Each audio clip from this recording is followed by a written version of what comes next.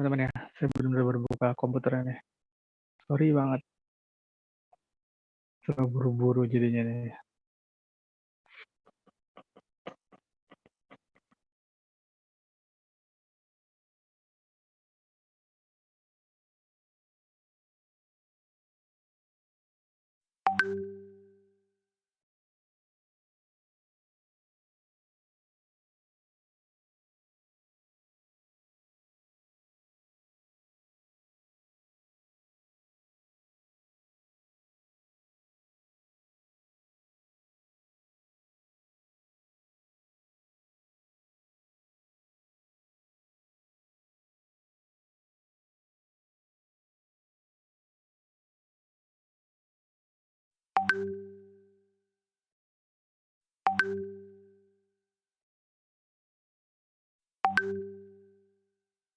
Oke, kita mulai beneran ya pertemuan 8 ya.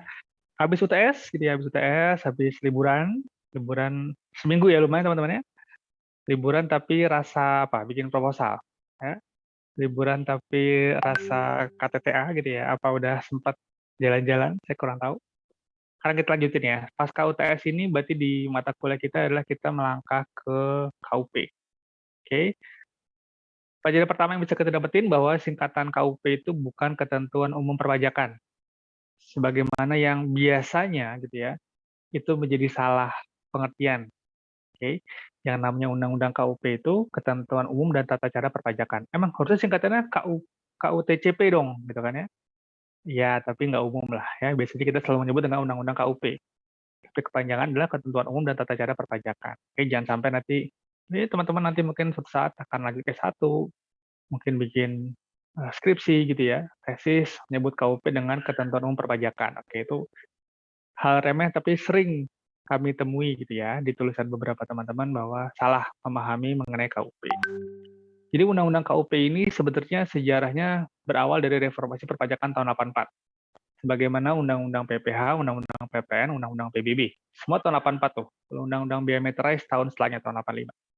Di semua ketentuan perpajakan itu memang diawali dengan reformasi perpajakan di tahun 84. Apa bedanya dengan sebelum reformasi perpajakan? Dulu itu namanya belum KUP dan perubahan signifikannya adalah dulu itu masih official assessment. Semua perpajakan itu masih ditentukan oleh Fiskus sebagaimana PBB. Ya. Sejak tahun 84, maka PPH, PPN, yang selain PBB, itu berubah sistemnya menjadi sistem self-assessment. Oke. Nah, perubahannya itu sudah beberapa kali, teman-teman. Dari tahun 84 sampai terakhir ada 2021 kemarin ada Undang-Undang HPP ya. Banyak sekali perubahannya, tapi mungkin kita nggak akan terlalu banyak bahas HPP gitu ya. Cipta Kerja akan kita bahas mengenai modifikasi Undang-Undang KUP yang existing sekarang. Tapi ruang lingkupnya ya kita masih banyak ngomong mengenai Undang-Undang KUP. Undang-Undang Nomor 6 Tahun 83.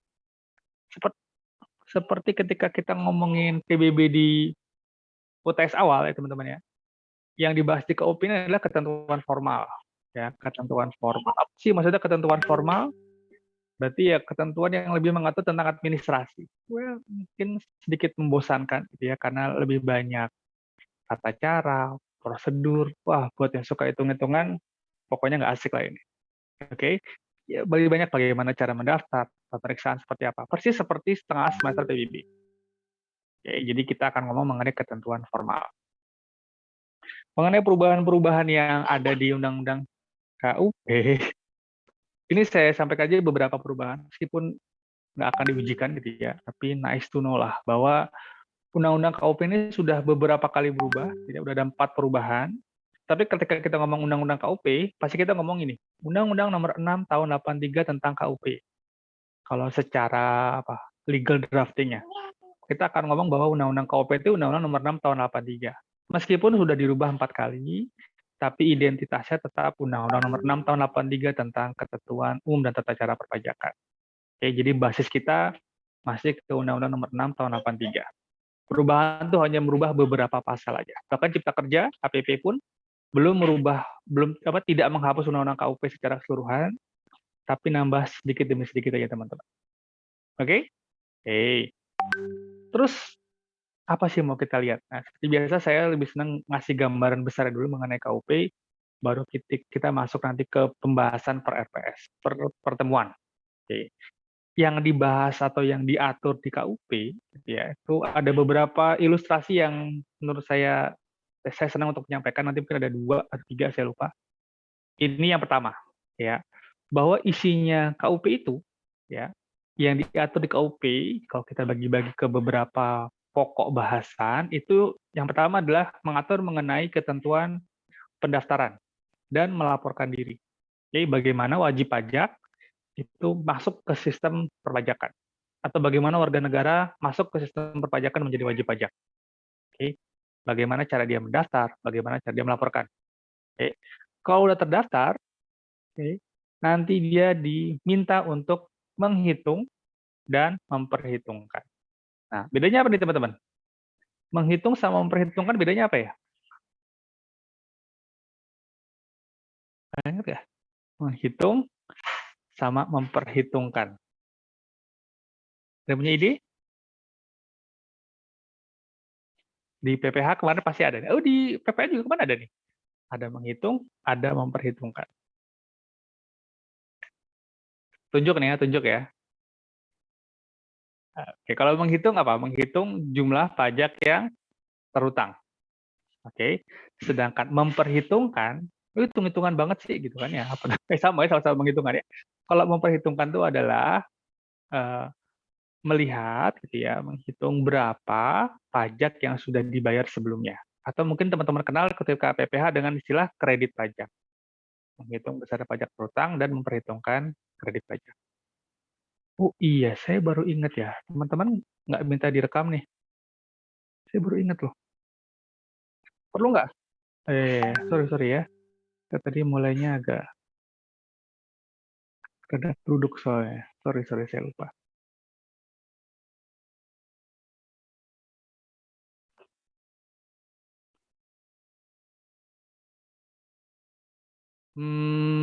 Masih Arya ya? Oke. Sorry ya, saya lupa ya.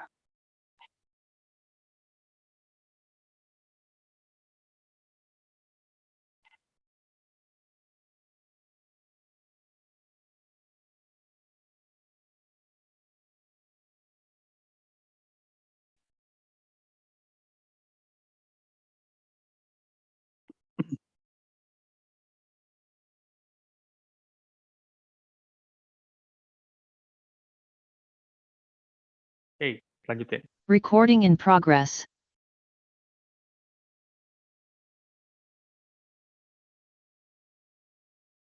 Oke, lanjut. Terus setelah menghitung dan memperhitungkan, kemudian dia akan diminta untuk melakukan penyetoran pajak, oke, membayar pajak setelah dihitung dan diperhitungkan, kemudian melaporkan SPT. Nah, sampai tahap ini, makanya kita anggap WP masih patuh, praduga tak bersalah. Oke.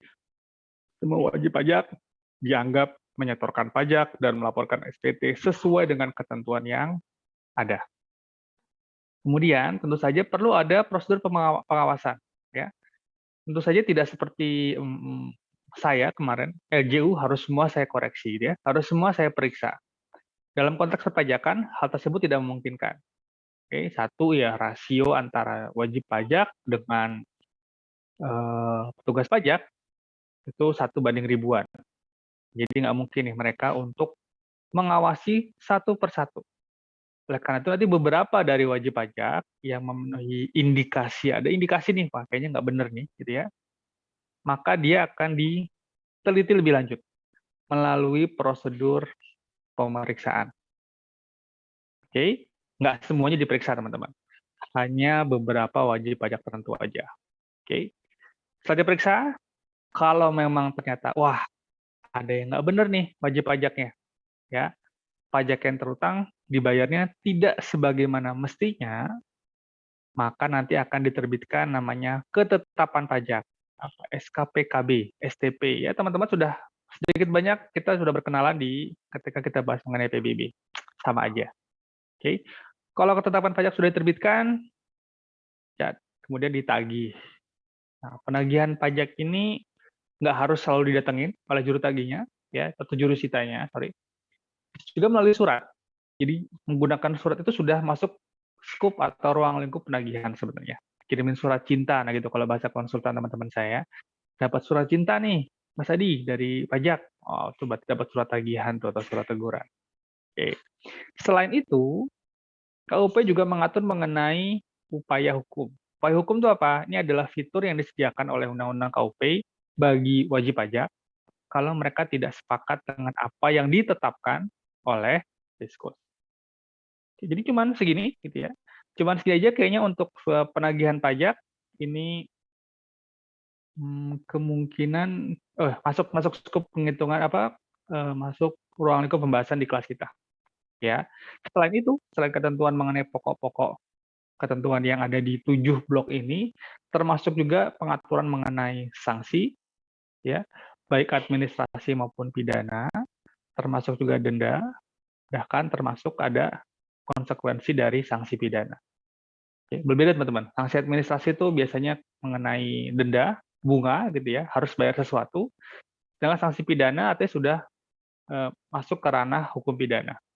Oke, kurungan. Nah, nanti ketika pidana sebenarnya kita DJP itu tidak bergerak sendirian, tapi mereka akan mengundang penyidik dari kepolisian juga. Oke, jadi nggak segampang itu sebenarnya menjarain orang karena pajak, ya. Prosesnya panjang, administrasi dulu.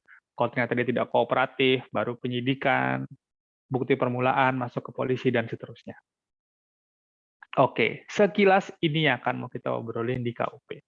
Oke. Atau dengan gambaran besar yang lain, saya juga suka nih, bahwa yang diomongin di KUP, ya, itu berawal dari timbulnya hak dan kewajiban wajib pajak, kemudian mereka harus mendaftar ber-NPWP atau dikukuhkan sebagai PKP. Ini mungkin agak ketemu di pertemuan pertama. Pertemuan ke-8 maksud saya. Oke. Setelah dia punya NPWP, dikukuhkan sebagai PKP, maka dia akan diminta untuk membukukan dan juga membayar tadi pertemuan ke-10. Oke. Membukukan, melapor melalui SPT, kemudian membayar. Tadi nih, dalam kolom yang berwarna hijau ini kita bilang bahwa ini masih ranahnya si wajib pajak.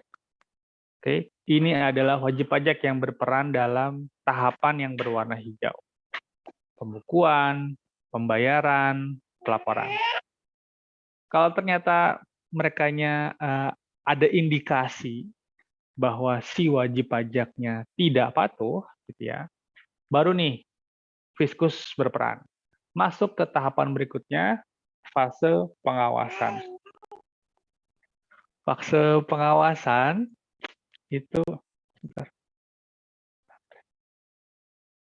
fase pengawasan gitu ya, ini tadi saya bilang ya, ada pemeriksaan, kemudian kalau setelah diperiksa ada yang salah diterbitkan ketetapan pajak, oke. Kalau sudah ada ketetapan pajak kan nanti ditagih. Nah, ini mungkin di pertemuan 11, ini pertemuan 12. Oke, sip. Fase hijau, ini fasenya si wajib pajak. Fase warna pink ini fasenya si Fiskus. Oke. Kalau ternyata Fiskus sama wajib pajak nggak cocok, ya, ada sengketa, maka si wajib pajak ya bisa melakukan apa? Challenge, bisa men-challenge, ya. Bisa minta penjelasan, klarifikasi, atau bahasa hukum adalah meminta keberatan atau melakukan keberatan. Oke, sampai terbit surat keputusan. Ini sengketa ini masih di ranahnya DJP, masih di ranahnya Fiskus. Karena yang menangani keberatan adalah masih Direktorat Jenderal Pajak. Wah, nggak masuk akal nih Pak, gitu ya. Udah pastilah, gitu ya, udah pasti. Sengketa antara wajib pajak sama Direktorat Jenderal Pajak. Kalau wajib pajaknya keberatan, mengajukan keberatannya ke DJP, ya pasti kalah lah. Ya nggak juga. Oke, karena nanti fungsi tertentu yang antara fungsi pemeriksaan dengan fungsi keberatan itu ada di gugus tugas yang berbeda, teman-teman. Yang ngurusin pemeriksaan sama ngurusin keberatan itu orang-orang yang berbeda. Oke, di pemeriksaan ada pemeriksa, sedangkan di keberatan ada penelaah keberatan. Jadi orangnya jabatannya berbeda-beda. Oke, jadi ada kemungkinan yang menang wajib pajak. Nah, kalau sampai titik ini si wajib pajak masih belum puas gitu ya, mereka masih bisa mengajukan lagi ke institusi di luar DJP. Nah, pengadilan pajak ini di luar DJP. Oke. Ke institusi pengadilan pajak melalui pelaksanaan banding. Nah, baru nanti dia bisa diselesaikan di pengadilan pajak. Kalau masih belum puas juga bisa masih masuk ke kasasi, tapi jarang lah ya, nggak terlalu banyak kasusnya. Ada gitu ya, cuman secara frekuensi jika dibandingkan dengan jumlah keberatan yang masuk relatif minor. Oke, berarti nanti kalau saya terusin pertemuan 11, 12, ini pertemuan ke mana Bapaknya? 13, ini pertemuan ke-14. Nah, di RPS seperti itu. Oke, sip. Sampai sini ada yang mau diobrolin dulu? Lanjutkan, Pak. Iya, oke, kita lanjutkan. Ini gambar lagi, gambar terakhir. Ya, tadi 3 gambar. Ini mengenai apa? Kayak peta ya, peta perjalanan yang diatur di KUP. Oke. Mulai dari pemenuhan persyaratan subjektif dan objektif si wajib pajak, sama. Kemudian dia harus registrasi dulu, dia harus melakukan pembukuan, habis itu dia bayar, kemudian dia laporkan. Oke. Nanti kalau di laporannya nggak beres, masuk ke pemeriksaan pajak. Dan seterusnya. Ya, sebenarnya sama, seperti sama. Cuma ada beberapa yang memang di luar ruang lingkup kelas kita nih. Ada yang kayaknya nggak sempat mungkinnya dibahas di kelas kita. Seperti restitusi, imbalan bunga, beberapa ketentuan lain, itu mungkin tidak sempat kita bahas di 7 pertemuan kita sampai pertemuan ke-14. Oke, ini kabar baik. Bisa kabar baik, bisa kabar buruk. Ya. Karena sangat padat nih ya, biasanya KUP satu semester, nah ini kayak model ngajar brevet lah ya, kelas ekspres. Oke. Nah, untuk nomor-nomor yang ada di bawahnya itu, untuk teman-teman yang ingin menggali lebih dalam gitu ya, mau masuk lebih, bahas lebih detail, misalnya si Fahri, wah saya penasaran nih Pak, ini mau kita bahas nih dari mana? Itu angka itu adalah pasal-pasal di Undang-Undang KUP. Oke. Untuk pasal-pasal yang berwarna biru, gitu ya, itu pasal-pasal yang existing, sedangkan yang berwarna merah adalah pasal-pasal yang sudah disesuaikan dengan Undang-Undang Cipta Kerja. Oke, jadi kalau mau expertise di bidang ini, maka ya harus ngomongin pasal. Kalau di kantor udah ngomongnya, itu yang pasal 10 gimana tuh? Gitu, wah, apaan nih pasal 10 gitu ya, buat orang-orang yang kayak saya waktu baru datang udah ngomongnya pasal-pasal aja. Pasal apaan sih? Tapi memang biasanya, ya teman-teman di DJP mungkin sudah di luar kepala lah kalau KUP. Oke, karena setiap hari bersentuhan dengan itu. Oke, garis besar mengenai materi yang kita bahas selama 7 pertemuan. Ada yang mau diobrolin dulu? Oke, kalau nggak ada kita lanjut. Kita mau ngomongin apa nih? Nah, bahasannya ringan kok, gitu ya. Karena relatif apal-apalan gitu ya, tidak banyak analisis ya. Jadi saya biasanya kalau ngomong ketentuan formal itu cepat aja ya. Karena yang sifatnya definisi gitu ya, saya harap teman-teman bisa baca sendirilah. Nggak perlu kita bahas di kelas lah. Beberapa yang penting mengenai definisi bukan akan kita bahas, tapi saya lebih senang melihat implikasinya terhadap pemahaman kita. Oke, kayak wajib pajak itu apa? Ya, itu baca di textbook yang ada aja. Tentu bisa pakai bukunya Pak Gunadi. Saya cuma butuh sedikit penyesuaian. Buku ajaran yang disiapin oleh Pak Dian. Oke juga. Mau pakai googling juga banyak. Video-video di YouTube yang bahas tentang KUP juga banyak. Oke, jadi saya ngapain nih?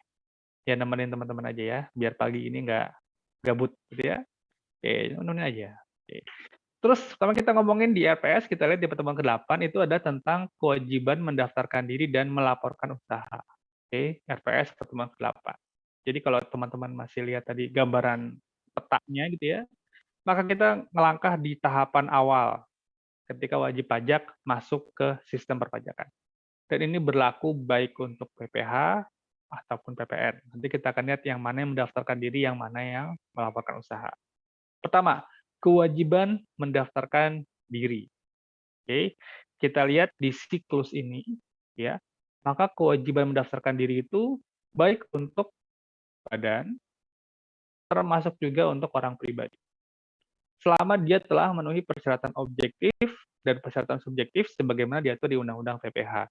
Di note-nya, note yang ada di file PPT ini saya cantumkan tuh definisi objektif apa, subjektif apa.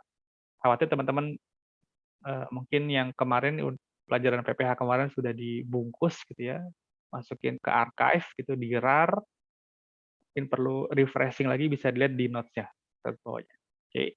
Saja persyaratan objektif adalah kalau PPH berarti punya penghasilan, gitu ya. Subjektif itu berarti dia adalah warga negara Indonesia atau warga negara asing yang tinggal di Indonesia selama berapa hari? 183 hari secara berturut-turut. Oke ya, sip. Oke, jadi namanya kewajiban mendaftarkan diri, pasti dia wajib namanya mendaftarkan diri. Artinya kalau wajib, kalau tidak dilakukan, maka berdosa, gitu bukan ya? Nanti kalau nggak dilakukan ada sanksi, kalau di kantor perpajakan. Kalau ada kata-kata wajib, maka kalau dia tidak melakukannya, maka nanti ada sanksinya. Oke, persyaratan subjektif dan objektif, seperti saya sampaikan tadi. Kalau subjektif itu apa, objektif apa. Kita ngikut yang ada di Undang-Undang PPH. Silakan teman-teman merefer ke slide di PPH lah. Ya, meskipun mungkin bukan jadi fokus pembahasan kita di KUP. Baik dia sebagai orang yang membayar pajak, ataupun sebagai pemotong atau pemungut pajak doang. Contohnya adalah bendahara pemerintah. Teman-teman tahu bendahara pemerintah nggak cari duit, ya nggak? Dia nggak nyari penghasilan. Tapi ketika ada PKP jual ke bendahara pemerintah, maka bendahara pemerintah wajib melakukan pemungutan PPN. Kan gitu ya? Di sebelum TS kemarin. Nah, karena dia punya kewajiban memungut pajak, memungut PPN, maka bendahara pun juga wajib mendaftarkan diri. Oke. Setelah mendaftarkan diri, cek di mana harus mendaftarkan diri, nanti dapat NPWP. Nah, sekilas itu nanti kita bahas NPWP di slide-slide berikutnya. Oke, jadi wajib mendaftarkan diri buat siapa? Bisa buat badan. Badan itu kan bisa PT, bisa CV, bisa firma. Teman-teman mungkin sudah dibahasnya di PPH ya, mengenai subjek pajak. Orang ya berarti bisa pegawai, bisa pengusaha, bisa pekerja bebas. Oke, ada beberapa tipe badan. Oke, ini untuk kewajiban mendaftarkan diri. Lalu apa bedanya dengan kewajiban melaporkan usaha, teman-teman? Untuk kewajiban melaporkan usaha, ini spesifik. Nah, spesifik untuk jenis pajak PPN yang baru kemarin kita bahas. Oke, bahwa setiap pengusaha kena pajak atau setiap pengusaha yang menyerahkan barang kena pajak atau jasa kena pajak itu wajib melaporkan usahanya. Siapa yang wajib? Tentu saja untuk yang omsetnya telah melebihi batasan tertentu. Ya, kalau di undang-undang ngomong gini, pengusaha yang melakukan penyerahan BKP atau JKP itu wajib melaporkan usaha, kecuali pengusaha kecil. Ya, pengusaha kecil itu yang mana? Yang omsetnya dari 0 sampai 4,8 M selama setahun. Oke. Bahas ini Pak, kemarin PPNC nilai udah 100 ya, oke lah. Oke, teman udah tahu lah ini ya. Oke. Sampai sini? Oke teman-teman? Lanjut? Lanjut Pak. Tekan terus Pak ya. Gegenpressing ya. Lanjut pokoknya. Terus kapan? Kapan harus daftar? Kapan harus lapor teman-teman? Ya. Untuk ini kalau teman-teman mau lihat mungkin di buku Pak Gunadi ya, yang tahun 2016 mungkin ada sedikit update, dia masih pakai PMK 182 tahun 2015 kalau nggak salah. Ada ketentuan terbarunya, meskipun yang berubah minor, ya, cuman biar kelihatan keren lah ya. PMK 147 tahun 2017, nah gitu deh. Kalau ada orang peraturan ngomongnya udah pakai PMK, nomor PMK. Oke, meskipun nggak keluar. PMK nomor berapa nih yang mengatur? Nah, itu mungkin kalau ujian sertifikasi konsultan pajak keluar tuh ya. Tapi di UAS kayaknya enggak lah. Oke. Nah, untuk wajib pajak, kita kalau mau tahu kapan dia harus mendaftarkan diri, gitu ya, kapan waktunya dia harus mendaftarkan diri, maka kita akan melihat dari tipe atau dari jenis wajib pajaknya. Oke, teman-teman. Dari jenis wajib pajaknya. Pertama, untuk wajib pajak badan, atau yang pertama, ya. Kemudian 2 orang pribadi yang menjalankan usaha, atau orang pribadi yang menjalankan pekerjaan bebas. Oke. Apa teman-teman? Siapa sih orang pribadi yang menjalankan pekerjaan bebas? Ada yang ingat nggak? Siapa orang pribadi yang menjalankan pekerjaan bebas? Atau apa definisinya pekerjaan bebas? Pengacara gitu ya, Pak? Oke, contohnya pengacara. Kalau pengacara kayaknya udah pasti ya, pekerjaan bebas ya. Oke, definisinya apa, Mas? Siapa tadi ya? Fahri ya? Ini suaranya Fahri bukan ya? Saya lupa deh. 3 minggu nih nggak ketemu Fahri nih. Iya, atau siapa tadi? Arya? Yang tampil di sini Arya paling atas. Atau Langit? Oh, Fahri. Tadi ngomong siapa? Pengacara. Hari, Pak. Oh iya sih, gimana Ri? Definisinya apa kira-kira ya? Pekerjaan bebas Ri? Bebas, pekerjaan bebas. Oke, definisinya. Ya. Tidak terikat kontrak. Kalian pengacara yang kebayang apa? Penulis, Pak. Siapa? Penulis, Pak. Penulis. Oke. Bisa jadi. Kalau YouTuber, pekerjaan bebas bukan? Ya, Pak, intinya bukan pegawai atau karyawan gitu, Pak. Oke, sip. Tapi kemarin ya, kasusnya Atta gitu ya, 2000 berapa ya? 18 atau 2019 ya? Atta Gledek gitulah ya. Tahu kita nanya gitu ya mengenai penghasilan dari YouTube-nya, dia tidak mengklasifikasikan diri dia sebagai pekerja bebas. Oke, kenapa? Karena semua pendapatan yang diterima dari YouTube gitu ya, itu masuk ke perusahaannya. Oke, nanti kemudian Atta dibayar oleh perusahaannya. Tax planning-nya bagus menurut saya gitu ya. Jadi semua keuangan penghasilan dikelola oleh perusahaan ya. Nanti si Atta dibayar sebagai pegawainya. Oke. Apa dampaknya? Well, kalau di badan itu pengaturan atau perencanaan pajaknya lebih fleksibel lah dibanding orang pribadi. Pilihan yang bagus menurut saya. Oke. Penilai. Penilai pekerja bebas bukan? Gimana? Jawabannya adalah jawaban yang bisa dipakai untuk semua pertanyaan. Itu jawabannya adalah tergantung. Ya nggak? Tergantung. Kalau dia penilainya terdaftar di KJPP, gitu ya, kerja di KJPP, dan dia dibayar secara rutin oleh KJPP, terikat kontrak sama KJPP, maka profesi dia sebagai penilai itu adalah pegawai. Oke, tapi kalau dia menerima pekerjaan freelance, gitu ya, maka dia jadi pekerja bebas. Oke, jadi tergantung. Oke. Nah, untuk wajib pajak badan, wajib pajak OP yang menjalankan usaha, wajib pajak OP yang melakukan pekerjaan bebas, maka dia wajib daftar, gitu ya. Kapan? Yaitu adalah 1 bulan setelah saat usaha mulai dijalankan. Oke.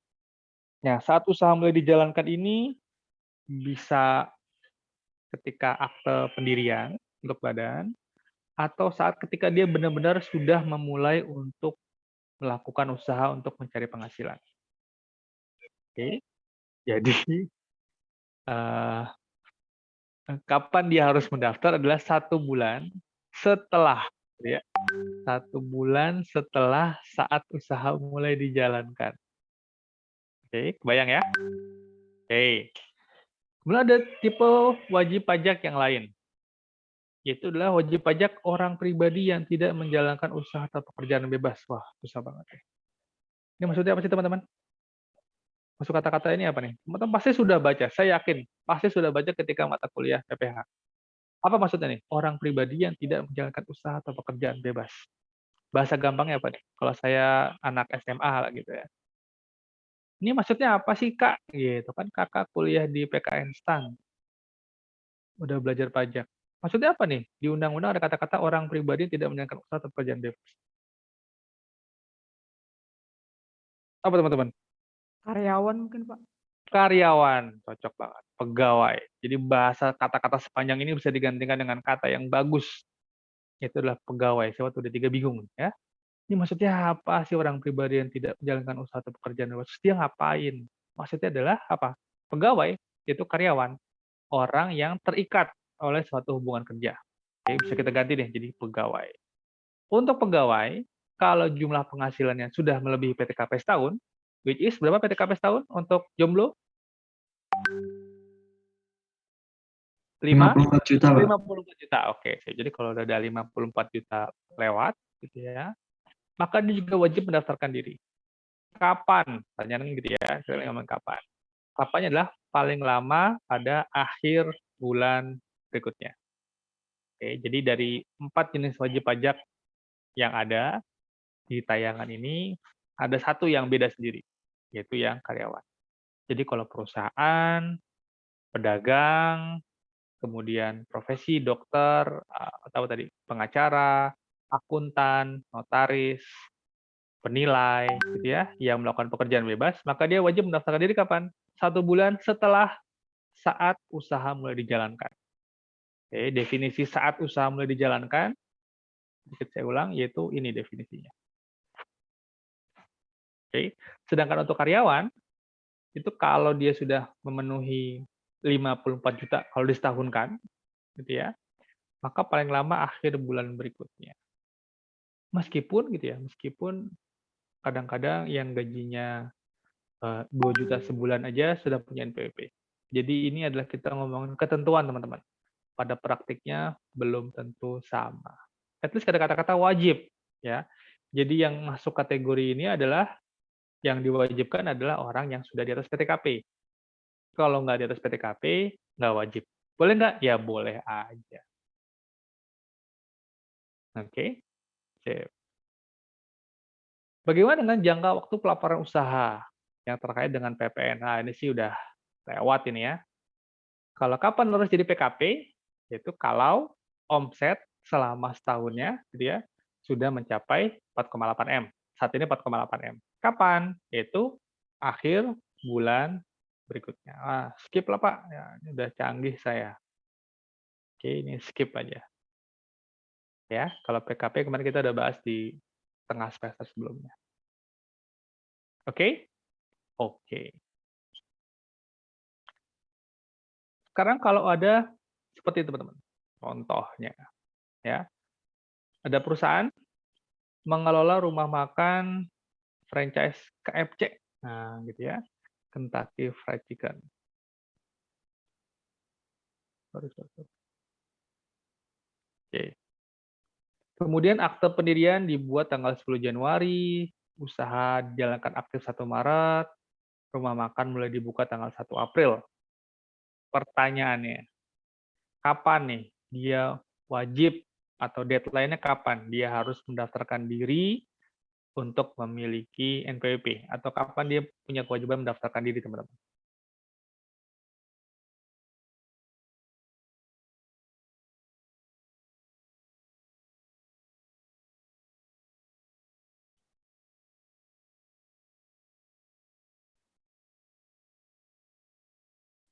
Puluh Mei, Pak. Gimana? 11 Februari, Pak. Sorry, ada yang Mei tanggal berapa tadi ya? 11 Februari yang saya ingat. Habis itu Mei.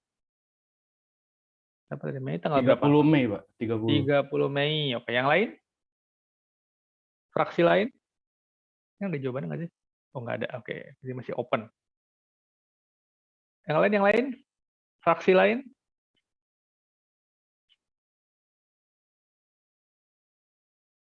Nggak ada? Ya, 30 April. 30 Maret, 30 April. Udah cukup ya? ABCD. Mei, Ada Pak. ya?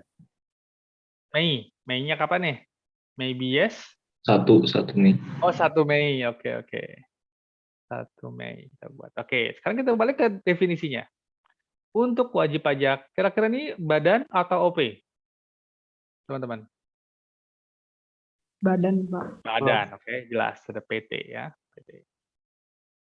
Karena dia badan, maka ketentuannya ada yang di atas. Oke. Wajib pajak badan, wajib mendaftarkan diri kapan? 1 bulan setelah saat usaha mulai dijalankan. Oke. Apa definisi saat usaha mulai dijalankan? Saat pendirian, atau saat usaha, atau pekerjaan bebas nyata-nyata dimulai. Oke. Apa arti klausul atau di sini? Artinya dipilih salah satunya. Ya nggak? Oke, mana yang paling cepat? Oke.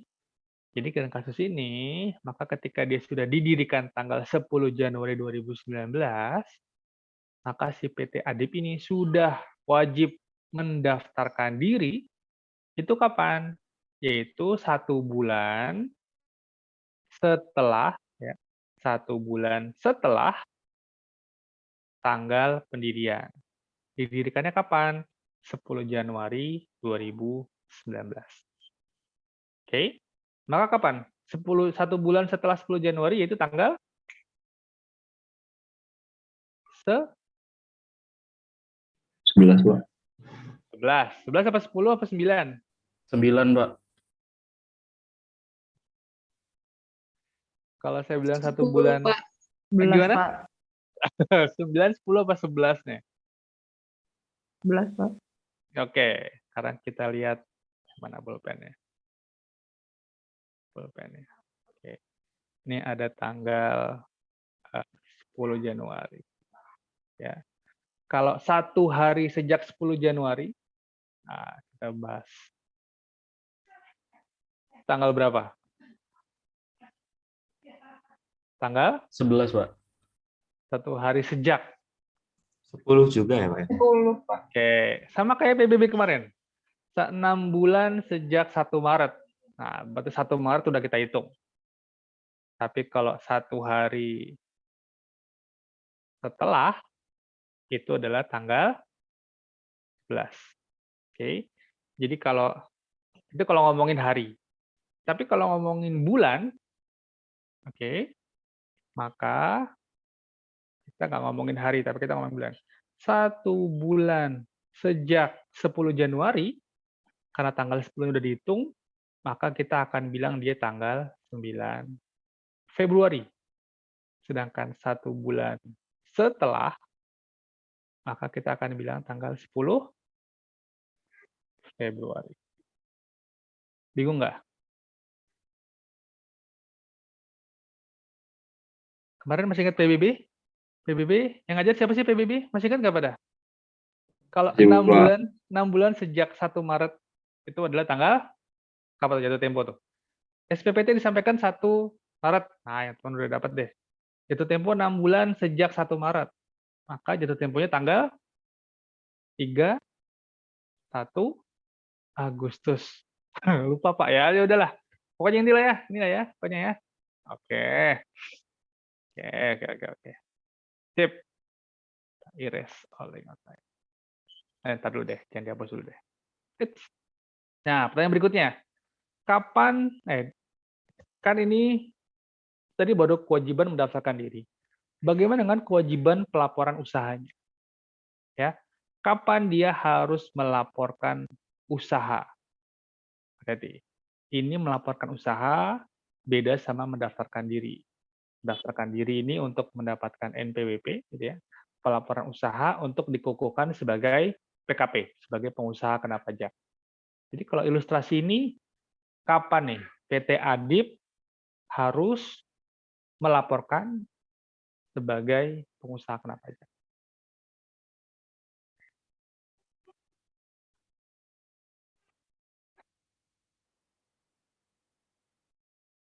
Ya. Pertama, dia masih ingat nggak transaksi-transaksi yang kena PPN apa aja? 1, ada penyerahan barang kena pajak.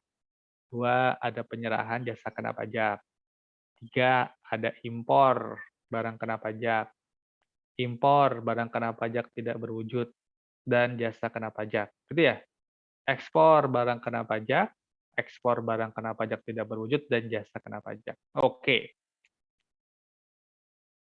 Teman-teman, dari nomor 1 ini, ada nggak yang dia lakukan nih PT Adip dari 6 kriteria tadi?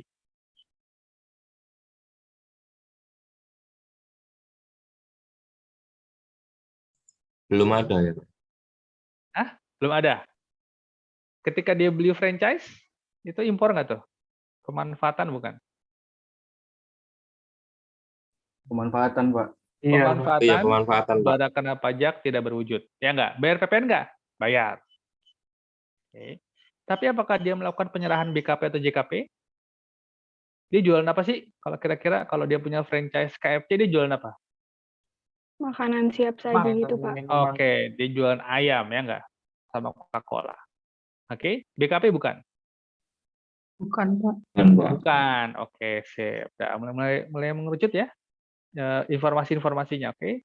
Jadi karena dia tidak melakukan penyerahan BKP atau JKP, maka si PT Adip ini tidak diwajibkan untuk melaporkan diri sebagai pengusaha kena pajak. Kenapa? Karena ujung-ujungnya dia tidak melakukan penyerahan barang kena pajak atau jasa kena pajak. Dia tidak punya kewajiban untuk melakukan pungutan PPN. Oke, nyambunglah dengan pembahasan di UTS. Tapi ini kita lagi ngomongin mengenai ketentuan formalnya. Oke, sampai sini yang mau tanyain? Oke, sip.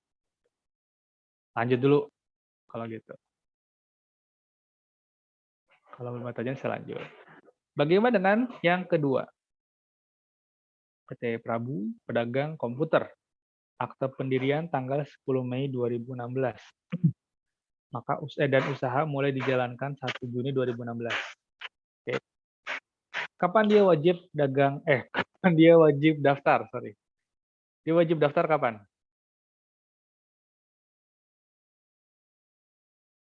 Satu bulan setelah 10 Mei. Yaitu tanggal 10 Juni, Pak. 10 Juni 2016.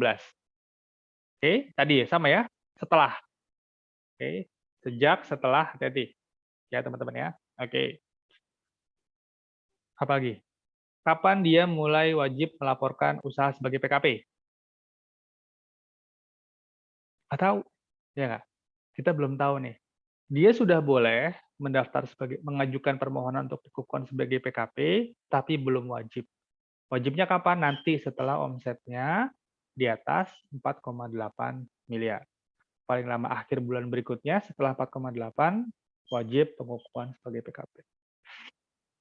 Oke. Sampai sini teman-teman? Ada yang mau ditanya dulu? Ada yang mau kita obrolin dulu? Oke, lanjut kalau gitu. Di mana? Kita udah tahu harus ngapain. Ya, kalau sudah ada persyarat subjektif, persyarat objektif sudah terpenuhi, maka kita harus daftar atau ada kemungkinan harus melakukan laporan usaha. Oke, kapan paling lambatnya? Tadi ada yang 1 bulan setelah mulai berusaha, ada juga paling lama akhir bulan berikutnya untuk pegawai. Di mana? Nah, pertanyaan berikutnya. Di mana saya mesti lapor? Di mana saya mesti daftar? Oke. Tempat mendaftarkan diri, ya, kita masih ngomongin mendaftarkan diri dulu, itu di kantor DJP, yaitu dalam hal ini yaitu KPP. Ya, instansi vertikal DJP yang mengenai pelayanan perpajakan ada di KPP, Kantor Pelayanan Pajak. Yang pertama, daftarnya di tempat tinggalnya wajib pajak untuk wajib pajak PP. Oke, jadi saya tinggalnya di Depok, maka saya wajibnya lapor ke KPP terdekat yang wilayah kerjanya mencakup rumah saya. Oke, Mas Fahri tinggal di mana, Ri? Kamu di Jakarta juga, Ri, ya? Medan, Pak. Oh, di Medan, sorry. Ngasal banget ya. Tinggal di Medan Kota, maka harus di KPP Medan Kota juga. Oke. Terus gimana, Pak? Saya tinggal di Jakarta, KTP-nya Medan. Saya daftarnya di mana nih? Kalau sekarang saya sudah punya penghasilan di atas 54 juta setahun. Kayaknya jawabannya susah, ya. Kalau kamu nanya ke KPP, misalnya kamu tinggal di Pondok Aren, di belakang kampus gitu ya. Kalau kamu nanya ke Pondok Aren, oh di sini aja daftarnya, gitu kata orang Pondok Aren, ya nggak? Terus kalau kamu datang ke Medan, di sini aja daftarnya, gitu ya, di sini aja. Oke, jadi semuanya maunya daftarnya di KPP-nya masing-masing. Meskipun idealnya ya di tempat identitas KTP. Masalahnya memang data kependudukan kita belum mencatat perpindahan penduduk secara tersistematis. Karena memang fasilitasnya belum ada gitu ya. Kalau kita mungkin pindah dari state satu ke state yang lain gitu ya, kita harus lapor nih. Kan nanti fasilitas rumah sakit, fasilitas yang lain-lain akan mengikuti kalau bukan di Indonesia. Tapi sekarang saya KTP Jakarta Timur, tinggal di Depok, kerja di Bintaro. Oke, saya punya 3 KPP yang siap menampung saya.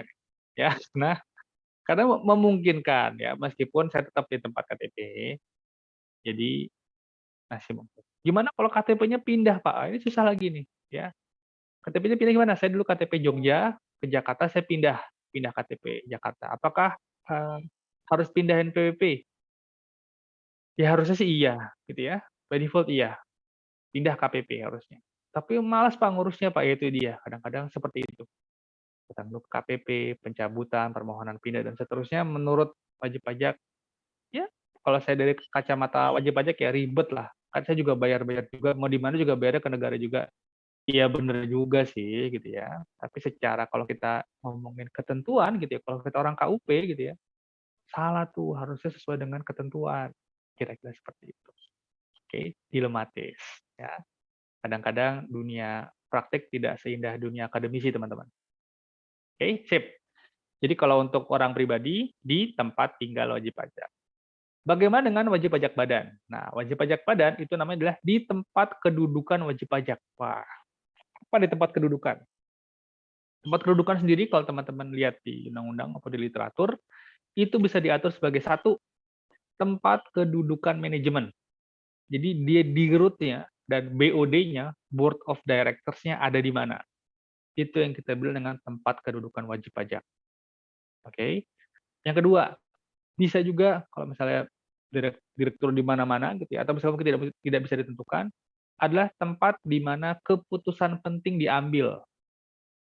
Oke, di mana nih lagi rapat, setiap rapat misalnya sekarang udah semuanya WFH gitu ya. Direkturnya ada satu perusahaan, direkturnya di rumahnya semuanya. Oke. Kantornya bisa di Kemang. Oke. Apakah mengikuti tempat kedudukan Board of Director yang di rumahnya masing-masing, tak pernah kerja ke kantor misalnya? Ya enggak juga. Bisa di tempat di mana keputusan penting diambil. Yang ketiga, bisa juga tempat di mana kegiatan inti perusahaan berada. Oke, jadi banyak definisinya. Oke, terserah wajib pajak badan mau kemana.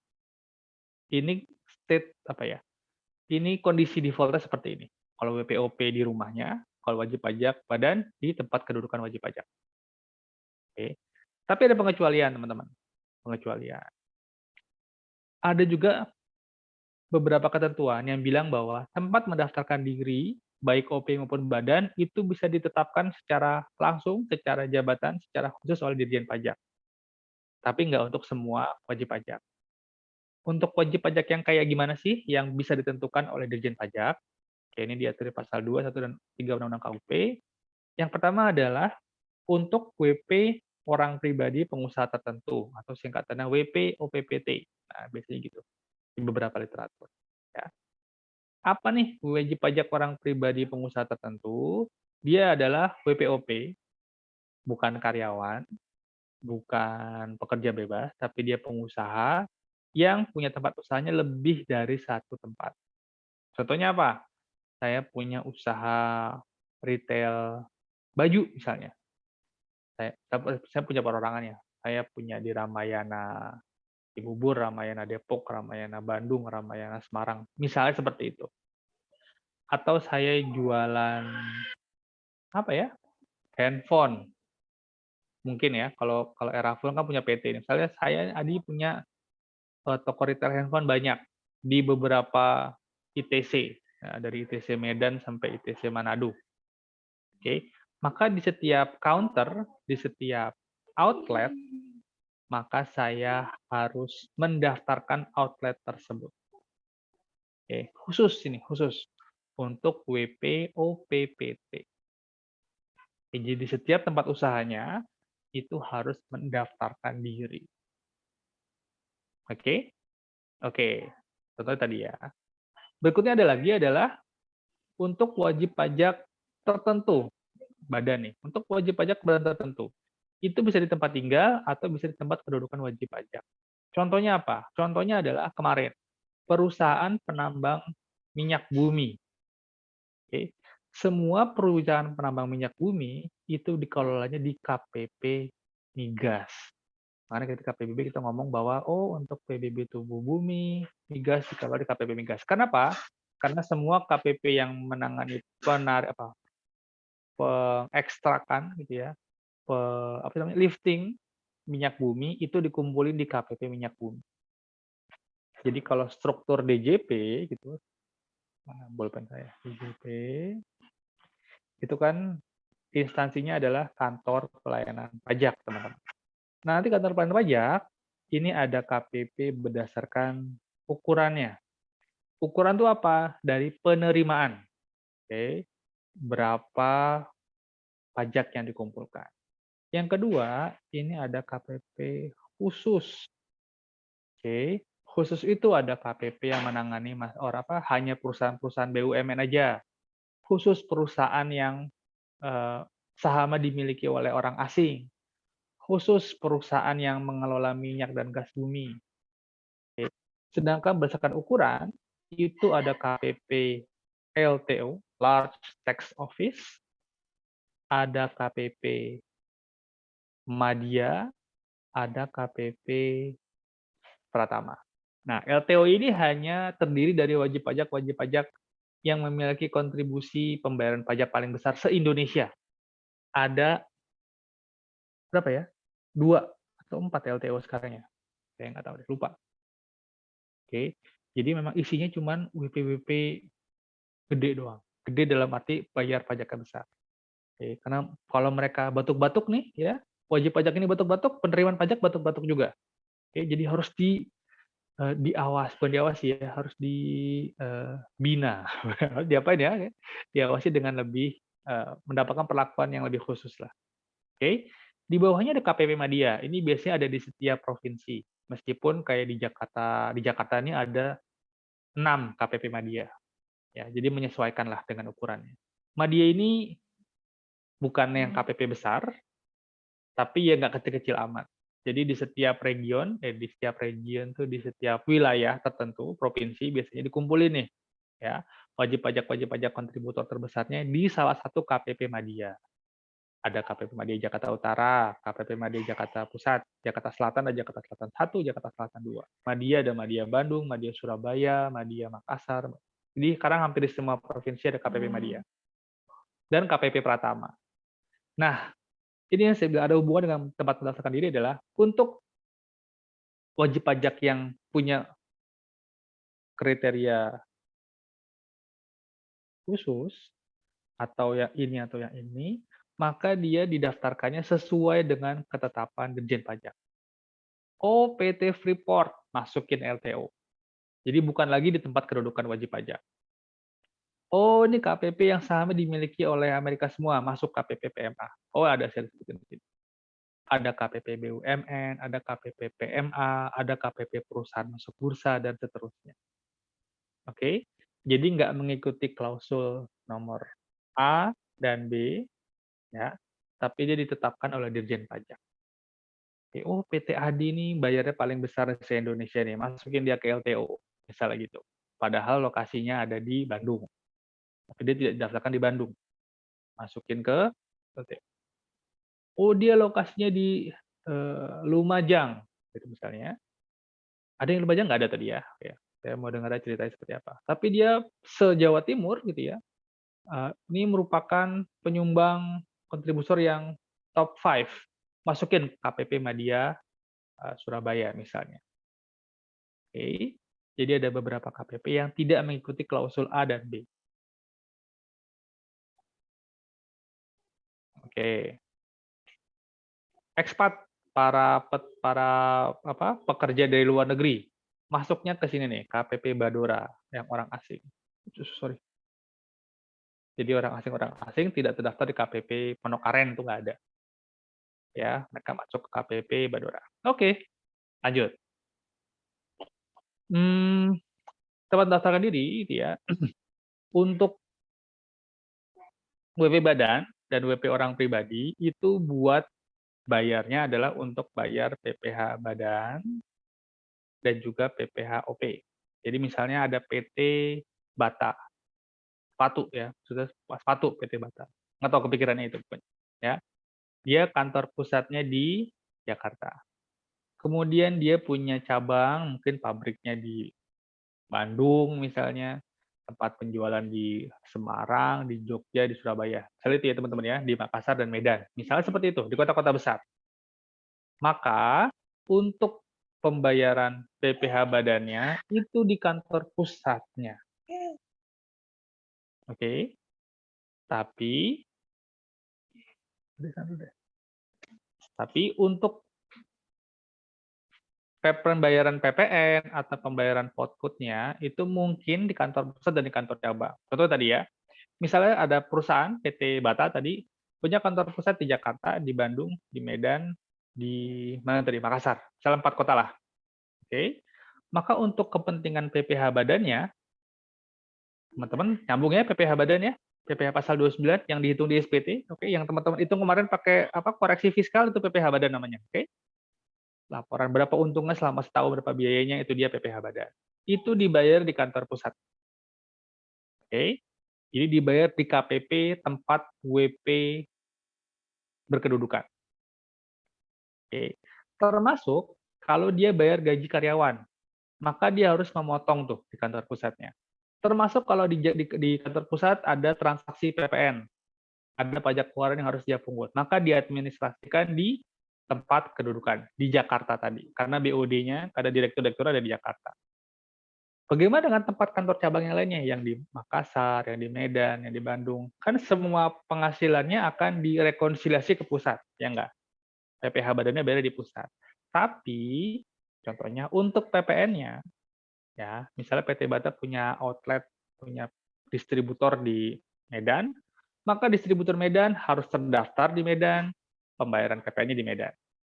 Oke, Makassar ya sama halnya. Ketika dia punya pegawai, dia memotong PPh pasal 21, PPh pasal 21 PPh untuk karyawan, maka dia laporkan di tempat usaha.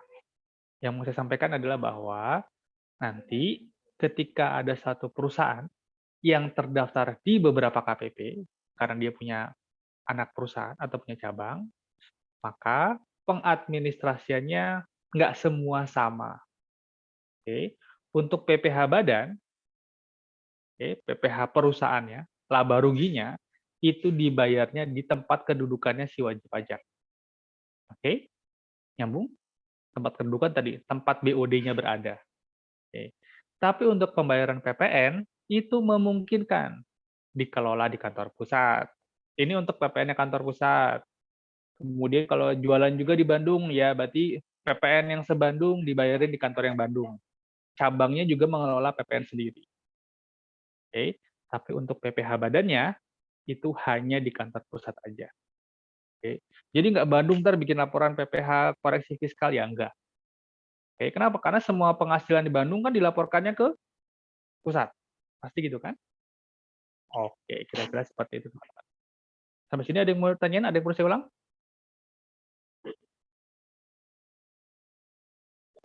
Oke, kalau nggak ada saya lanjut.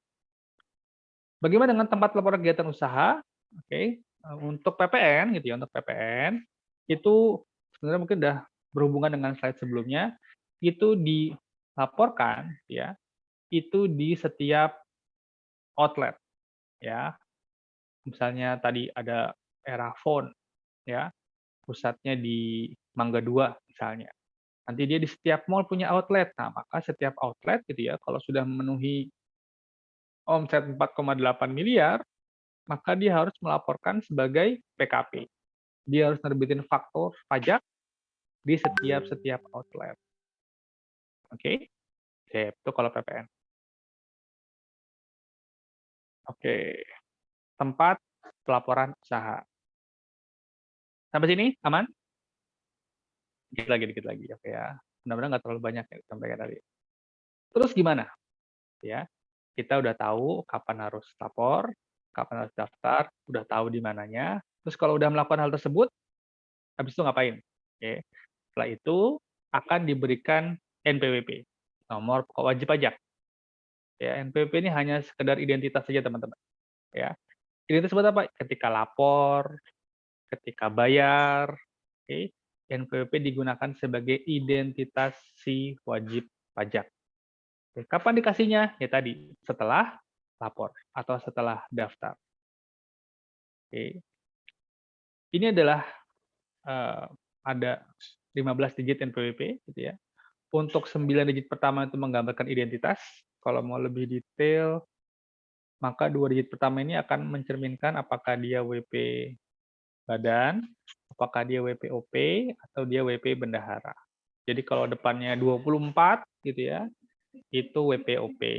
01, 02 itu WP badan. 01 bendahara, 02 dan seterusnya badan. Well, saya juga nggak hafal. Oke, jadi 2 digit pertama menggambarkan dia jenis wajib pajaknya apa. Sisanya nomor seri. Kalau mau lebih detail lagi masuk ke itunya, 8 ini adalah security code. Ya. Jadi di-encrypt bahwa kalau 8 digit ini dimasukin ke suatu aplikasi apa namanya? Encode-nya gitu ya, nanti di-decipher jadi nomor 8. Ya buat teman-teman yang suka baca Dan Brown, ya ngerti lah ya. Ini adalah semacam enkripsi ya, kode. Ada yang suka baca novel Dan Brown? Nggak suka ya? Nggak suka konspirasi ya? Saya baca yang asik-asik aja, Pak. Ya, yang bikin hidup tenang aja ya. Yang bikin mikir tinggalin ya, oke lah.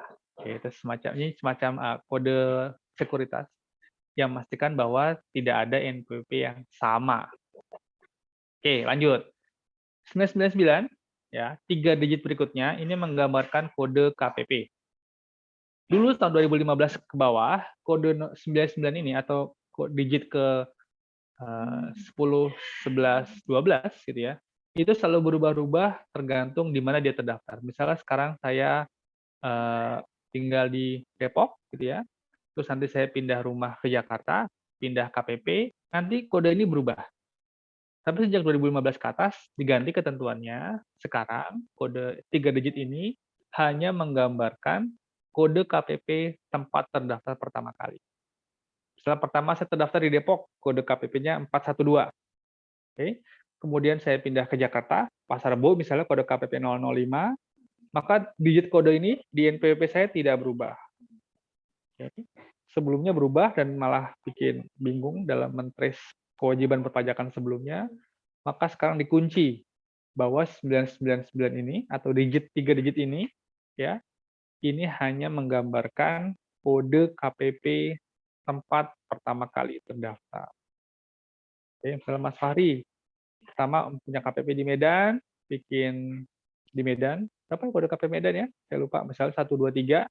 Maka ketika Mas Fahri kerja di Jakarta misalnya, pindah KTP di Jakarta, pindah KPP-nya ke KPP Jakarta Setiabudi misalnya, maka kode ini tidak berubah, tetap kode KPP Medan. Oke. Yang berikutnya, terakhir, 3 digit terakhir adalah kode cabang. Maksudnya apa tuh kode cabang? Tadi, misalnya PT Bata punya perusahaan kantor pusat di Jakarta, kemudian di Bandung dia mendaftar lagi, karena memang wajib daftar di Bandung. Maka digit yang ini semua akan sama. Okay. Yang berubah hanya kode cabangnya saja. Misal di Bandung ini 001, kemudian di Surabaya 002, di Medan 003, di Makassar 004. Misalnya seperti itu. Jadi digit pertama sampai digit ke-12 itu semuanya sama, yang menggambarkan digit NPWP di perusahaan, tapi ketika dia nambah cabang, oke, maka hanya kode cabangnya aja yang berubah.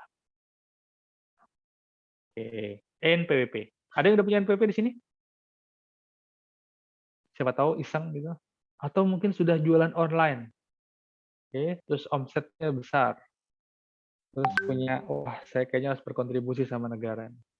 Kan saya udah belajar PPH, misalnya.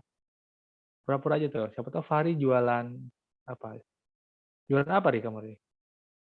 gadget ya atau aksesoris handphone. Nah, teman tuh jual aksesoris handphone lumayan laku loh teman.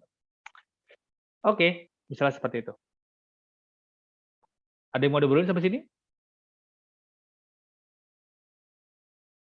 Oke. Bagaimana kalau wanita yang belum menikah? Kira-kira dia perlu daftar dan dikasih NPWP nggak teman-teman? Kalau punya penghasilan. Sudah di atas 18 tahun, sudah punya penghasilan, orang Indonesia. Nah, persyaratan subjektif dan objektif terpenuhi. Kalau kriteria nomor 1 ini, dia wajib mendaftarkan diri nggak teman-teman? Pertanyaannya. Wajib, Pak. Wajib, Pak. Wajib. Iya, Pak. Oke. Dikasih NPWP nggak sendiri? Ini NPWP. Dikasih, Pak. Kasih lah. Kasian banget ya udah daftar nggak dikasih NPWP. Salah apa dia, ya kan? Kasih lah. Oke. Bagaimana dengan wanita yang sudah menikah? Tadi wanita single ini, ya sekarang dia sudah menikah. Dia punya penghasilan, dia sudah menikah, dia orang Indonesia. Dia misalnya ketika sebelum menikah nggak punya NPWP. Dia perlu daftar nggak? Perlu lah, jawabannya sama pasti. Dikasih NPWP nggak? Sendiri. Itu misalnya. Oke, nanti kita jawab di slide berikutnya. Bagaimana dengan anak-anak yang punya penghasilan? Oke. Bagaimana dengan warisan yang belum terbagi? Ini adalah contoh subjek pajak yang ada di PPH, bahasan PPH semester kemarin. Oke, sekarang kita lihat. Untuk wanita, bahasanya di Undang-Undang PPH, di Undang-Undang Perpajakan memang wanita kawin ya teman-teman ya. Karena tidak ada Undang-Undang Pernikahan, adanya Undang-Undang Perkawinan. Jadi bahasanya adalah pakai bahasa kawin. Ya. Jadi wanita yang sudah menikah dan punya penghasilan. Secara ketentuan dasar, teman-teman, bahwa dia ini hanya diberikan 1 NPWP untuk setiap satu keluarga. Jadi ketentuannya di KUP adalah bahwa satu keluarga merupakan satu entitas. Jadi seharusnya ya wanita yang sudah menikah itu NPWP antara suami dan istrinya sama.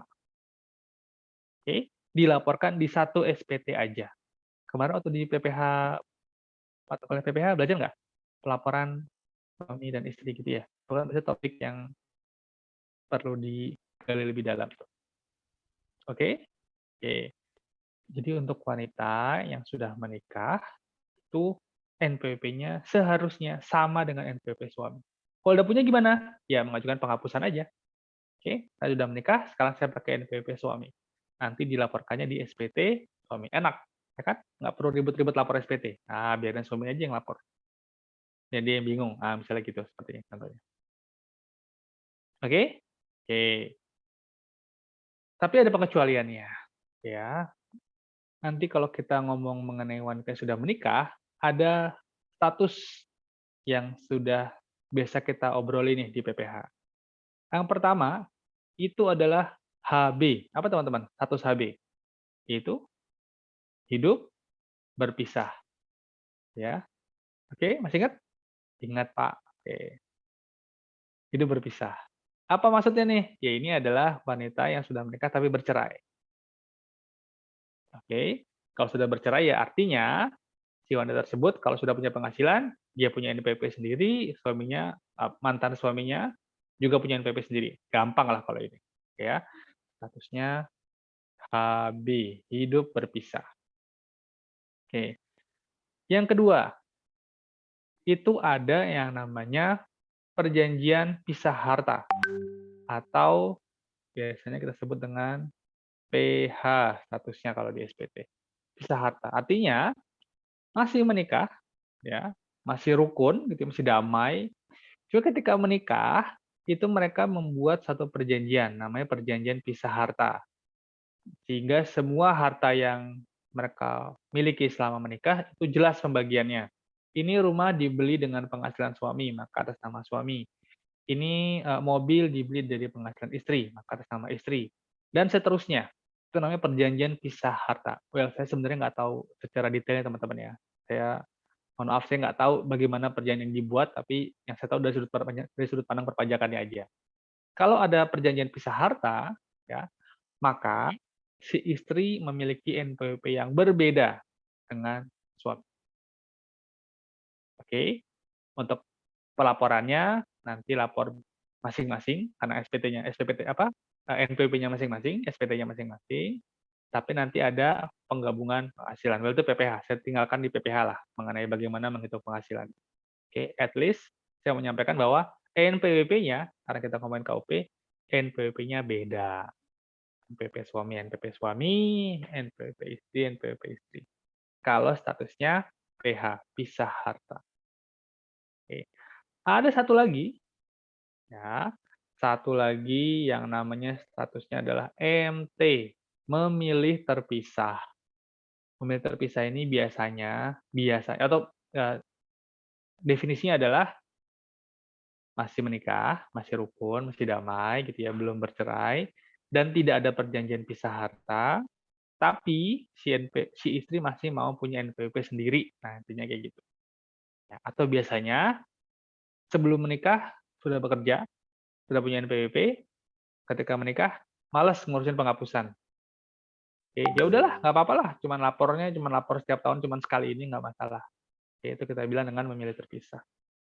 Jadi untuk wanita menikah, untuk NPWP ini emang agak-agak banyak cabang. Oke, sip. Jadi ada 4 model untuk wanita menikah yang memiliki penghasilan. Oke, sampai sini? Ada yang mau ditanyain para wanita? Enggak, Pak, orang belum menikah. Ya, oke. Belum punya penghasilan juga? Ya, oke. Sip. Saya mau tanya apa?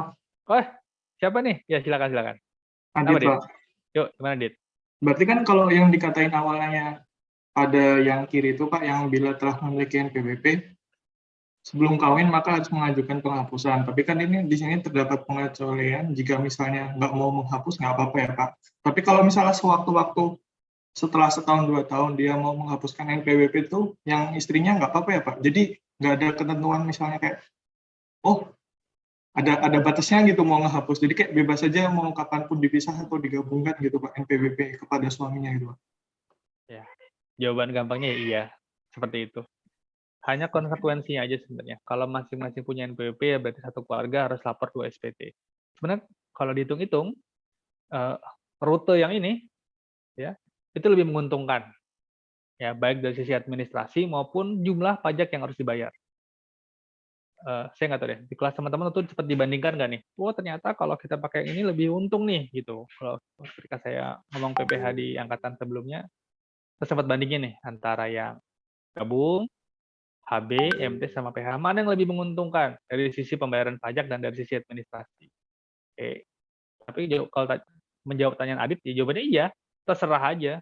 Kalau masih selama setahun pertama, 2 tahun pertama, udahlah lapor sendiri aja, NPWP sendiri, ya boleh-boleh aja.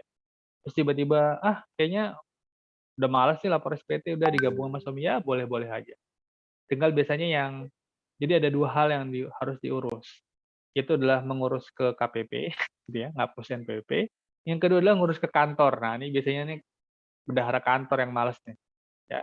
Kalau ngerubah di tengah-tengah, nanti mereka ribet di aplikasi perpajakannya. Nggak ribet sih, cuman ya ada tambahan kerjaan sedikit lah. Makanya biasanya untuk merubah penghapusan NPWP biasanya di awal tahun. Saya sarankan untuk para istri biasanya. Ya, kalau ada wajib pajak yang datang, saya mau ngapusin NPWP, ya udah supaya di kantornya gampang, nanti ngapusnya di Desember. Supaya tahun depannya di kantornya sudah langsung pakai NPWP yang baru. NPWP suami maksudnya. Oke, Dit? Jadi terserah. Ya bener lah. Itu bahasa awalnya seperti itu. Jadi nggak ada ketentuan, iya bener juga. Nggak ada ketentuan yang... Terima kasih, ya. Pak. Oke, sip. Ada lagi? Nggak ada? Pak, Oke.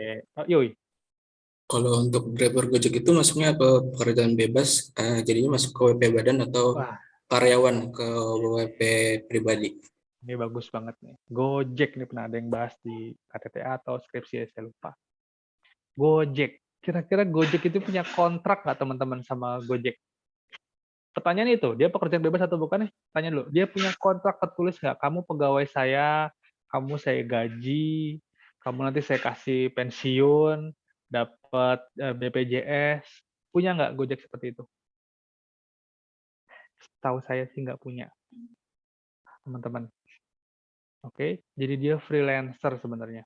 freelancer yang menggunakan aplikasi Gojek.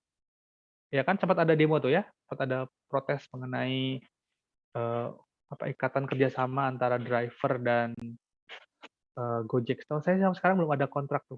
Mereka bukan pegawai sebenarnya, ya kan?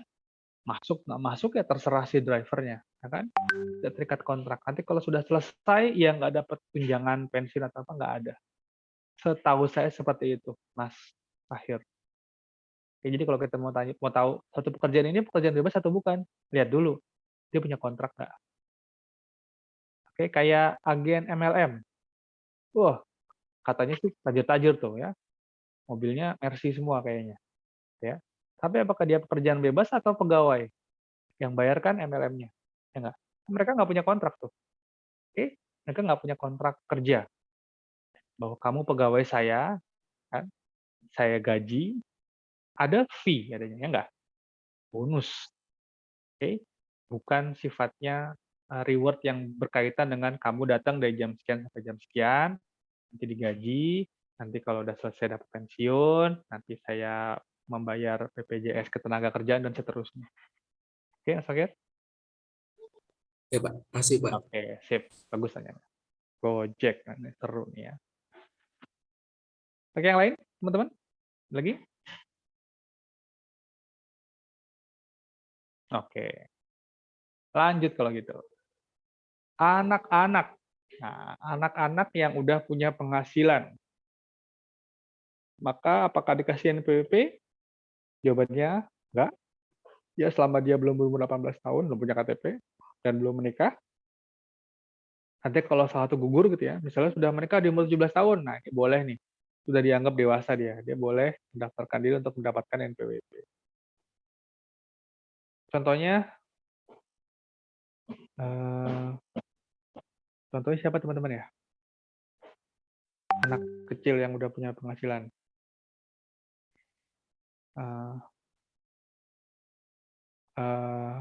Siapa ya? Nyanyi. Avatar, Pak. Hah? Avatar, Pak. Avatar. Avatar mah bukan. Avatar Eng maksudnya. Apa sih? Avatar apa sih? Artis, Raffi Pak. Raffi Ahmad. Raffi Ahmad Pak. Nggak kenal saya. Avatar siapa, Mas? Oh, Rafathar. Oh, anaknya Raffi Ahmad. Ya, mungkin. Oke. Wah. Iya. Misalnya dia punya penghasilan sendiri gitu ya. Atau mungkin misalnya bayi-bayi yang jadi model iklan popok gitu ya. Iklan sabun atau bedak bayi itu kan dia punya penghasilan tuh. Oke. Maka dia WNI tinggal 183 hari, misalnya dia udah 6 bulan ke atas lah ya. Dan dia punya penghasilan. Oke. Persyarat objektif terpenuhi. Tapi dia belum memenuhi ini sehingga NPWP-nya ikut orang tua. Gimana kalau orang tuanya sudah berpisah? Atau orang tuanya punya perjanjian pisah harta, NPWP-nya masing-masing. Ikut NPWP yang mana nih? Ya, itu diatur secara kekeluargaan lah. Ya, itu nggak diatur secara detail di Undang-Undang KUP. Oke? Sip. Warisan yang belum terbagi atau WBT. Wah, ini ada di Undang-Undang, tapi praktiknya dikit kalau bukan nggak ada ya. Contohnya apa nih? Warisan belum terbagi. Ya, ada yang meninggal, punya rumah yang dikontrakin. Oke, rumah dikontrakin. Atau mungkin kalau lebih keren, ruko lah. Ya, ruko yang disewakan. Harusnya bayar PPh Pasal 4 E2. Oke, ketika orangnya meninggal, PPh Pasal 4 E2 itu kan atas persewaan bumi atau bangunan. Oke, teman-teman ya. Sedikit merefresh lah. Ya. Kan orang sudah meninggal, nggak mungkin ditagih ke pemilik rukonya. Nggak ada yang berani nagih. Kalau udah meninggal, nggak ada yang berani nagih ke pemilik rukonya. Oke. Rukonya, warisannya, itu belum dibagi.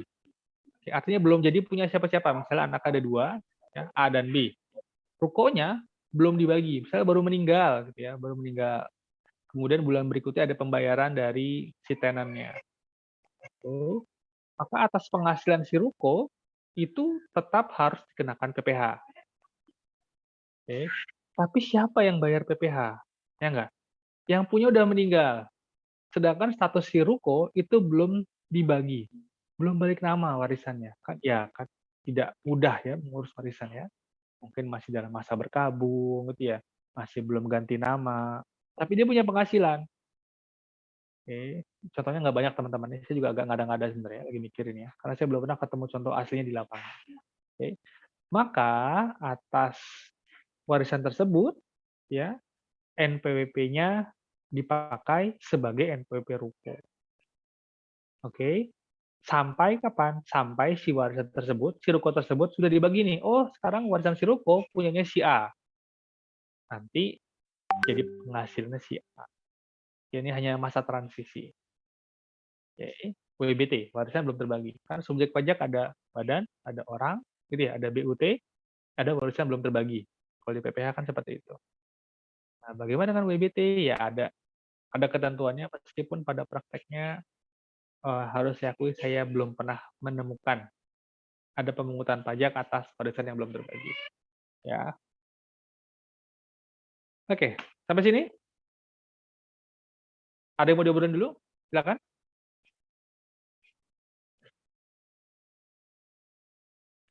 Nggak ada? Oke. Gimana kalau mahasiswa, teman-teman? Mahasiswa harusnya punya NPWP nggak? Menurut teman-teman gimana?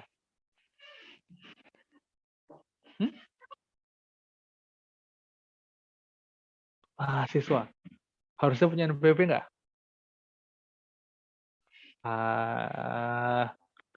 Hanya deh kalau gitu deh.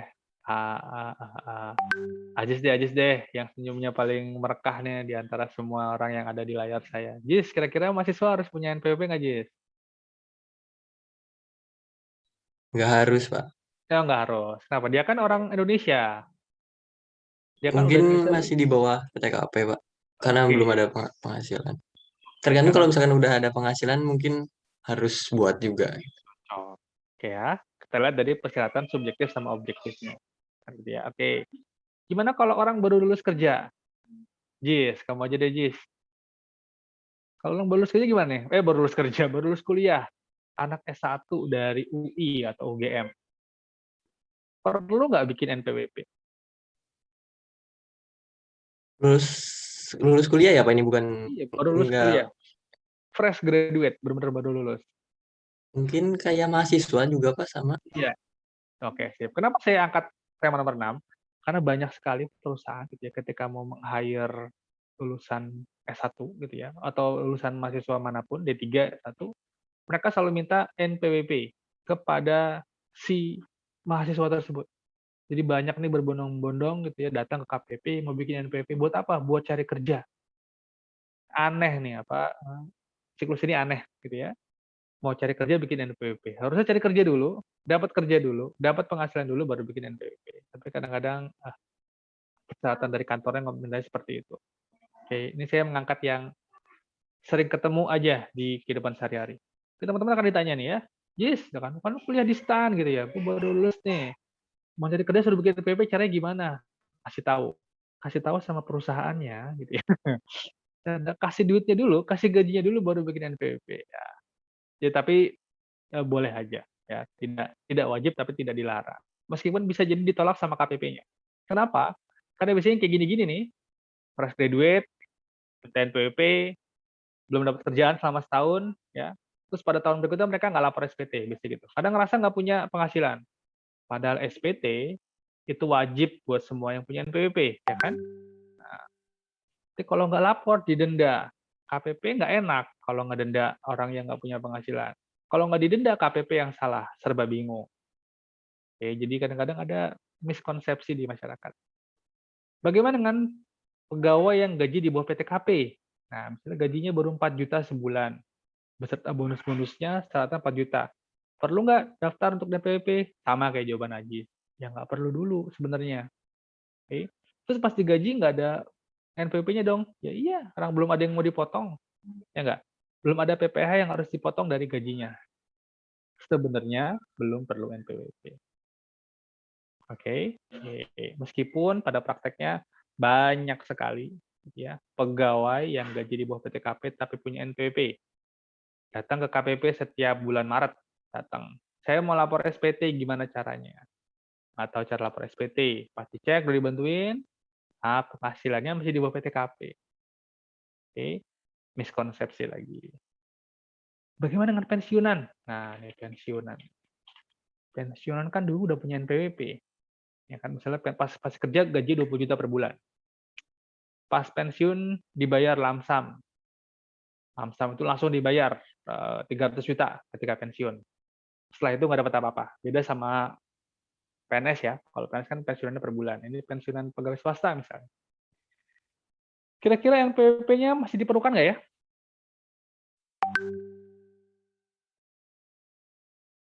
Well, ini juga dilema juga. Ya, sebenarnya kalau udah pensiunan ini boleh mengajukan namanya perubahan status NPWP. Dari NPWP-nya aktif menjadi NPWP-nya non-efektif. Oke. Jadi status NPWP itu ada yang aktif, ada yang non-efektif, ada yang hapus. Nah, kalau udah pensiunan, harusnya dirubah menjadi non-efektif. Oke, apa akibatnya? Apa konsekuensi positifnya buat pensiunan? Mereka tidak perlu lapor SPT. Oke, karena kalau masih punya NPWP, mereka jadi masih harus punya kewajiban lapor SPT. Ya, padahal mereka sudah tidak perlu lapor. Tapi kenapa belum dihapus? Ya belum dihapus, orangnya masih ada. Gitu ya, oke? Karena kalau mengajukan penghapusan NPWP nanti masih perlu ada pemeriksaan dulu. Nah, ngerepotin dua belah pihak. Oke, jadi buat pensiunan, buat kenalan teman-teman, ini kepakai mungkin bukan di ilmu akademisi, tapi buat kehidupan bermasyarakat gitu ya. Buat Pak D-nya, Om-nya, gitu ya, atau kenalannya udah pensiunan gimana nih? Mesti lapor SPT. Minta pengajuan aja, Pak, Om, supaya status NPWP jadi non-efektif. Biar apa? Biar nggak harus lapor SPT setiap tahun. Oke, karena nggak bisa nih DJP mengawasi semua orang. Ketika masih ada NPWP terdaftar, maka dia akan dikirimin himbauan terus. Himbauan lapor, himbauan lapor. Kadang-kadang orang nerima surat dari KPP udah panik kan. Wah, kenapa nih? Kenapa nih? Kenapa nih? Suruh lapor SPT, ayo lapor SPT lah. Padahal nggak punya penghasilan. Oke, sip. Ini intermezzo aja supaya ilmunya bukan cuma di kelas doang dipakainya. Ya. Oke. Terakhir. Tinggal 3 slide lagi. Ya. Kalau kita tadi ngomong mengenai kewajiban. Oke, wajib lapor, wajib pendaftar, ada deadline-nya, ada tempatnya. Gimana kalau ternyata ketentuan tersebut tidak diikuti? Oke, maka akan dikenakan sanksi. Sanksi apa sanksi? Sanksi maksud. Ya, dikenakan sanksi. Ada 2 jenis sanksi. Ada yang sifatnya sanksi administrasi, yang artinya kalau nggak dikenakan harus bayar denda atau bunga tertentu. Ada juga sanksi pidana, bagaimana saya sampaikan tadi. Oke. Kalau sanksi administrasi adalah pembayaran bunga atau denda, sedangkan sanksi pidana, gitu ya, itu nanti akan melibatkan pihak kepolisian juga, para penyidik, gitu ya. Itu merupakan jenis sanksinya adalah tahanan badan. Oke, tapi kita mungkin tidak fokus ke yang ini, kita lebih banyak ngomongin yang administrasi. Oke. Kapan bisa terbit sanksi administrasi?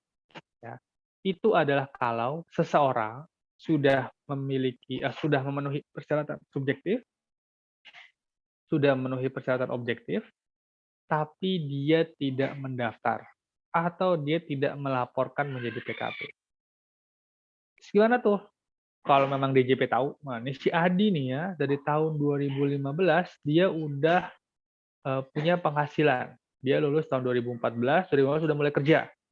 Tapi sejak kerja sampai 2020, ya nggak pernah daftar, nggak punya NPWP sampai sekarang. Oke. Terus apa yang terjadi? Maka DJP, Dirjen Pajak, boleh menerbitkan NPWP atau PKP secara jabatan. Apa tuh secara jabatan maksudnya? Oke. Secara jabatan itu artinya NPWP tersebut langsung diberikan oleh KPP. NPWP. Sorry. Oke. kalau secara default itu NPP harus melakukan pendaftaran, arti dari wajib pajak inisiasi awalnya mendaftar ke KPP, ya. Atau kalau PKP memohon pengukuhan PKP, oke. Nah, kali ini kalau selama beberapa tahun nggak daftar-daftar, nggak lapor-lapor, maka DJP boleh menetapkan secara jabatan. Maksudnya itu secara kewenangan dia. Oke, nih Adi, kamu saya kasih NPWP. Oke, tanpa melalui proses pendaftaran. Tiba-tiba NPP datang aja. Itu kalau DJP punya data bahwa si Adi ini, gitu ya, dia memenuhi persyaratan subjektif, dia orang Indonesia, dan dia punya penghasilan di atas 4,8 M. Di atas 54 juta. Oke, kalau sudah di atas PTKP, atau kalau PKP sudah di atas 4,8 M, maka DJP boleh mengasih secara jabatan, memberikan secara jabatan. Artinya secara jabatan itu tanpa melalui permohonan dari wajib pajak. Oke, langsung dicemes gitu ya. Ini NPWP, ini PKP. Konsekuensinya apa buat si wajib pajak?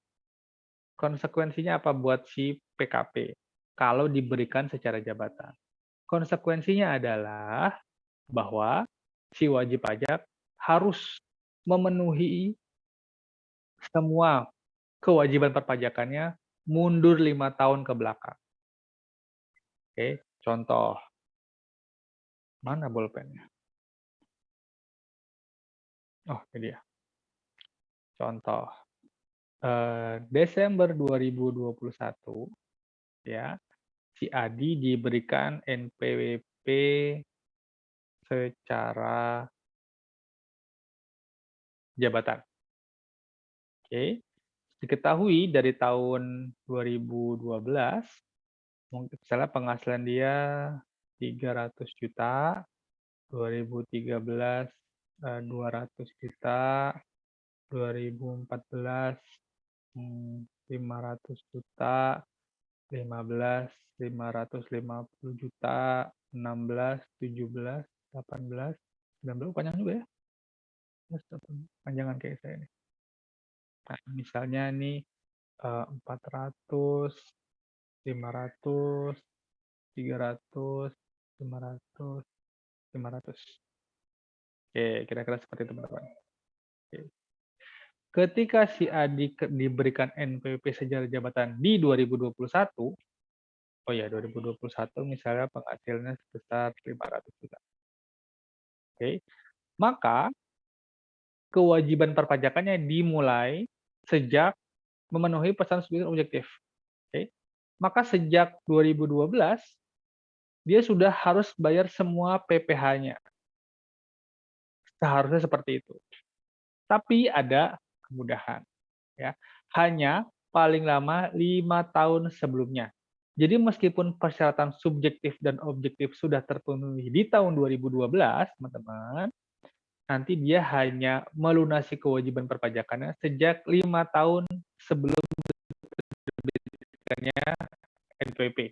Maka 2021, 2020, 2019, 2018, 2017. Jadi mulai di sini aja.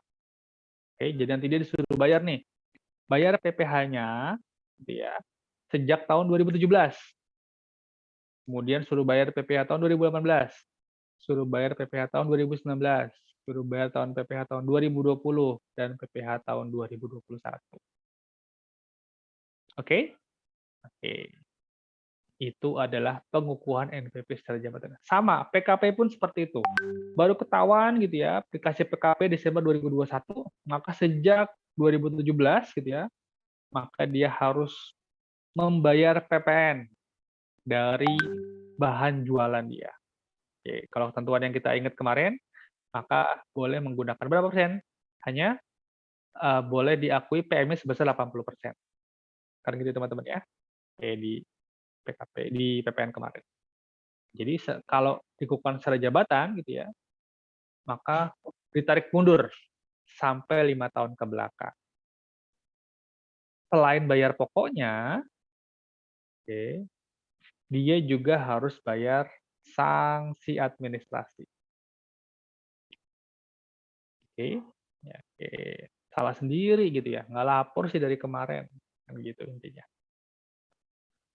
Oke, untuk ngomongin sanksi, karena sanksi sekarang agak rame gitu ya. Kalau dulu saya zaman belajar sanksi itu cuma 2% per bulan, maksimal 24 bulan, gampang banget ya. Sekarang sanksi itu pakai sanksi bunga acuan, saya khawatir terlalu banyak yang saya masukin di pertemuan pertama ini. Ya udah mulai bosen ya, pasti ngomongin ngomongin ketentuan formal yang mungkin nggak kebayang karena saya belum pernah ke KPP, Pak. Ya oke, wajar banget, itu yang saya rasakan juga ketika jadi mahasiswa kok. Jadi, sementara sampai sini dulu. Ada yang mau tanya teman-teman? Mengenai dari awal, kewajiban mendaftar, kewajiban melapor, ya, kapan wajibnya, di mana, terus kalau nggak daftar, kalau nggak lapor atau kalau nggak daftar diapain. Nah, itu yang kita pelajari pada pertemuan kali ini. Kayaknya udah cukup, ya. Untuk definisi-definisi saya minta tolong supaya teman-teman lebih coba proaktif sedikit dibaca literaturnya gitu ya. Karena saya tidak membahas secara detail untuk setiap definisi, prosedurnya, tapi pokok-pokoknya sudah saya sampaikan di pertemuan kita kali. Oke, kalau gitu saya end dulu, kita discard, terus silakan kalau ada yang mau diobrolin teman-teman. Pertanyaan terakhir, Pak. Gimana? Adit, Pak. Gimana? Eh, Kalau di masalah yang sanksi ini kan tadi baru dibahas mengenai tidak melaksanakan atau tidak mendaftarkan kan, Pak. Kalau misalnya yang kayak kemarin-kemarin PPH-PPN itu kan ada yang telat loh, Pak. Ada nggak sih, Pak? Apa telat ini tuh hukumnya disamain sama tidak ini? Atau ada ketentuan lainnya, Pak? Kayak misalnya telat melaporkan usahanya lebih dari 1 bulan setelahnya gitu. Oke. Sama sebenarnya ketentuannya gini. Kapan dia harus daftar dan kapan dia harus lapor, itu mengacu pada pemenuhan persyaratan subjektif dan objektif. Oke, misalnya PPN yang masih segar ingatannya. Kalau ngomong PPH mungkin kejauhan tuh semester. PPN kan baru kemarin. Misalnya PPN-nya harusnya sudah omsetnya lewat di tanggal 15 Juni. Misalnya gitu ya. 15 Juni omsetnya sudah di atas 4,8. Berarti seharusnya di akhir bulan Juli kan gitu ya, dia sudah harus lapor untuk mendapatkan apa? Pengukuhan PKP. Gitu ya, Mas Adit? Oke. Terus dia terlambat. Dia baru ngajuin di bulan November. Oke? November dia ngajuin, dikukuhkan sebagai PKP. Terus gimana nih jeda antara Juli sama November? Sama. Ini pun nanti sejak Juli dia sudah harus seakan-akan memungut PK, oke, dan sudah harus mengadministrasikan PPN dan sudah harus bayar juga. Oke, selain bayar PPN-nya, juga harus bayar denda keterlambatan pembayaran PPN. Oke, jadi kalau keterlambatan bukan karena keterlambatan mendaftar, tapi karena keterlambatan bayar pajak yang sebelumnya. Oke, adanya tuh keterlambatan pembayaran. Oke, nanti kita pas ngomongin sanksi mungkin banyak pas SPT nanti ya. Mungkin sekilas seperti ini.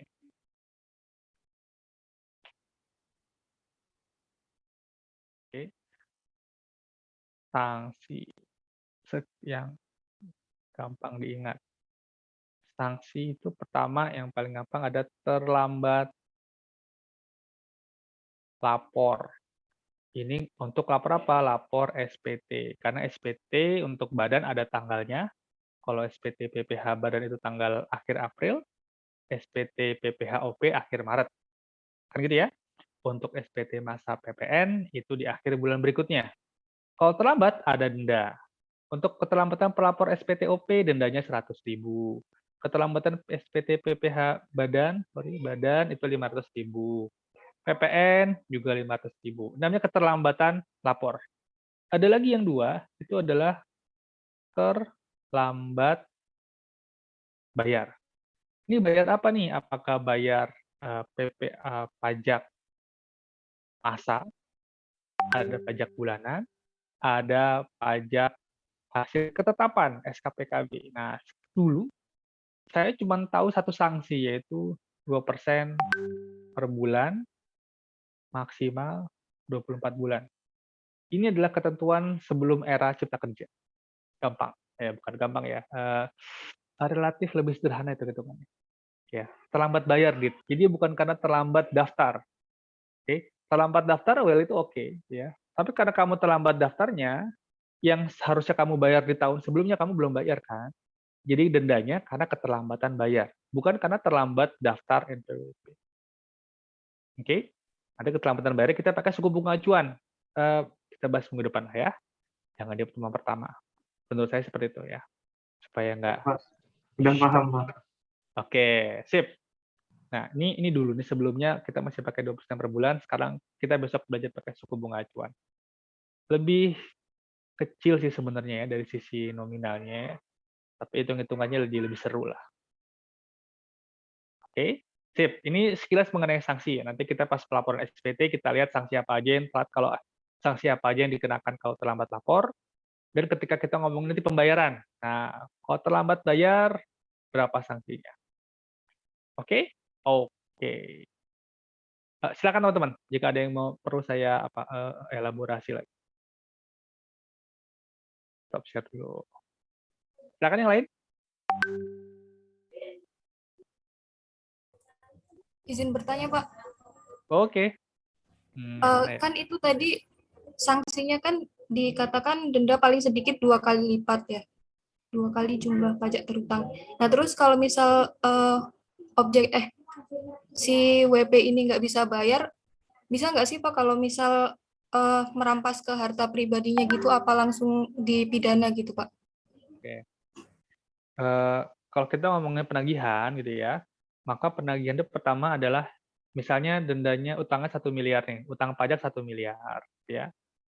Terus sudah ditagih. Perusahaannya nggak punya uang. Misalnya gitu ya. Oke, kita coba samakan ceritanya. Ketika perusahaan nggak punya uang, yang pertama kali dilakukan adalah asetnya disita, teman-teman. Habis asetnya disita, asetnya dilelang. Oke. Setelah lelang, misalnya setelah lelang nilai netnya adalah 1,5 miliar, misalnya. Mobil, mesin, gedung, misalnya 1,5 miliar. Maka yang 1 miliar buat bayar utang pajak, yang 500 juta dikembalikan ke perusahaannya. Oke. Nah, bagaimana kalau ternyata perusahaannya nggak punya uang? Apakah masuk ke perusahaan ke WPOP, ke direkturnya, ke pemilik saham? Jawabannya enggak. Oke. Jika yang berhutang adalah wajib pajak badan, maka yang harus membayar ya wajib pajak badan. Oke. Berbeda halnya dengan nanti berhubungan dengan ketentuan dari secara laporan akuntansi maupun undang-undang perusahaan. Saya lupa namanya undang-undangnya ada tuh ya. Jadi kalau misalnya ada fraud yang dilakukan oleh direksi, nah bisa jadi tuh kalau terbukti direksinya yang bersalah, nanti direksinya yang dikenain. Tapi kalau untuk pembayar pajak enggak. Oke. Jadi kalau badannya pilot, ya nanti pegawainya, direkturnya, apalagi pemegang sahamnya ya bukan kewajiban mereka untuk melunasi utang pajak tersebut. Oke. Oke, sama misalnya orang tua ya, orang tuanya punya utang pajaknya banyak, terus orang tuanya meninggal, ya utang pajaknya tidak diwariskan ke anaknya, teman-teman.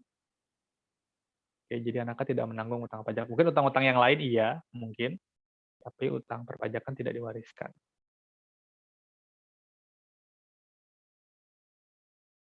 Oke? Baik Pak, terima kasih. Oke, jadi yang disita bukan harta pribadinya ya, tapi harta WP. Ya tergantung yang utang siapa gitu ya. Kalau yang utang WPOP ya yang disita ya aset pribadinya si OP, orang pribadi tersebut. Tapi kalau yang utang WP badan ya yang disita ya aset perusahaannya, aset badannya.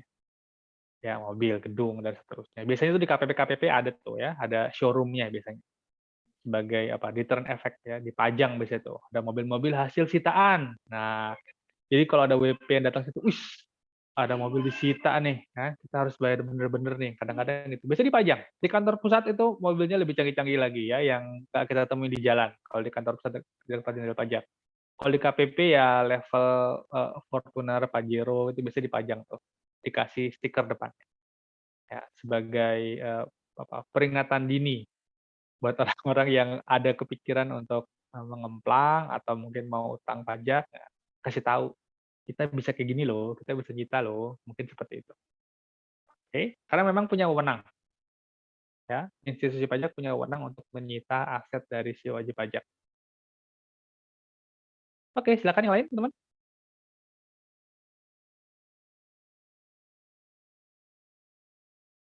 Cukup? Ada yang lain? Izin bertanya, Pak. Oke, silakan, Ri. Itu Pak, terkait NPWP. Tadi kan untuk NPWP istri kan bisa ikut suami, Pak. Kalau kebalikannya itu gimana ya, Pak? Misal kalau Oke. suaminya itu gajinya di bawah PTKP gitu, Pak. Oke. Untuk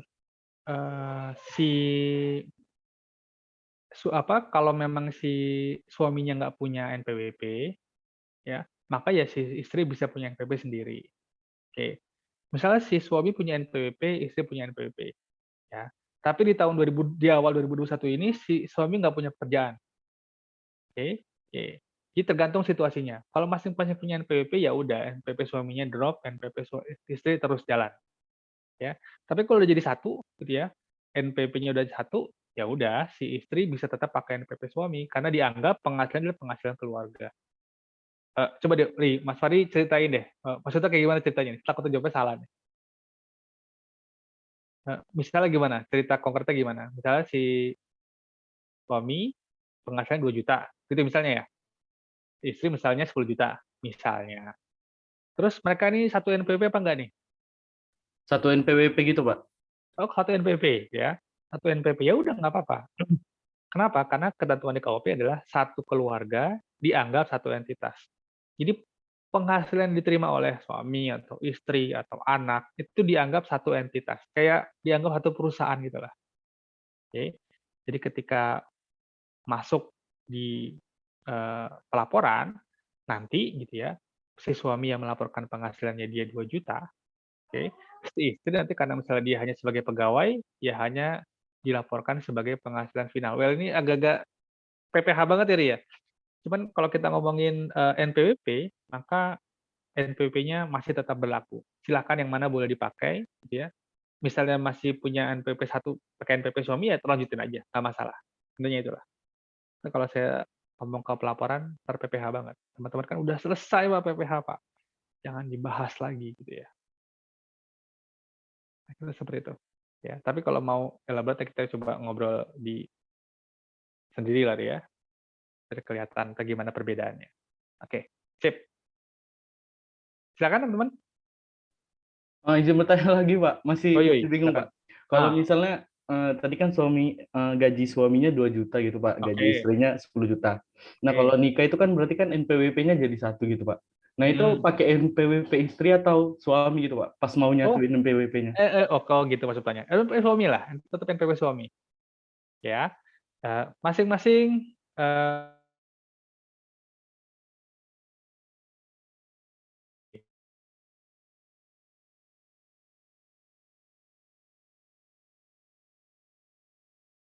NPWP yang mana nih?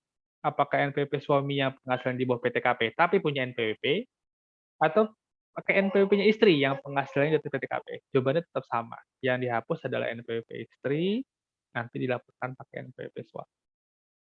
Oke. Yang bisa menggunakan NPWP, enggak deh, itu untuk ketentuan PTKP. Sorry.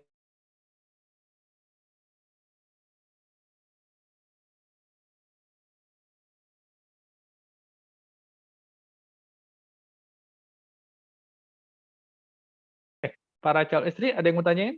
Calon suami udah nanyain ya.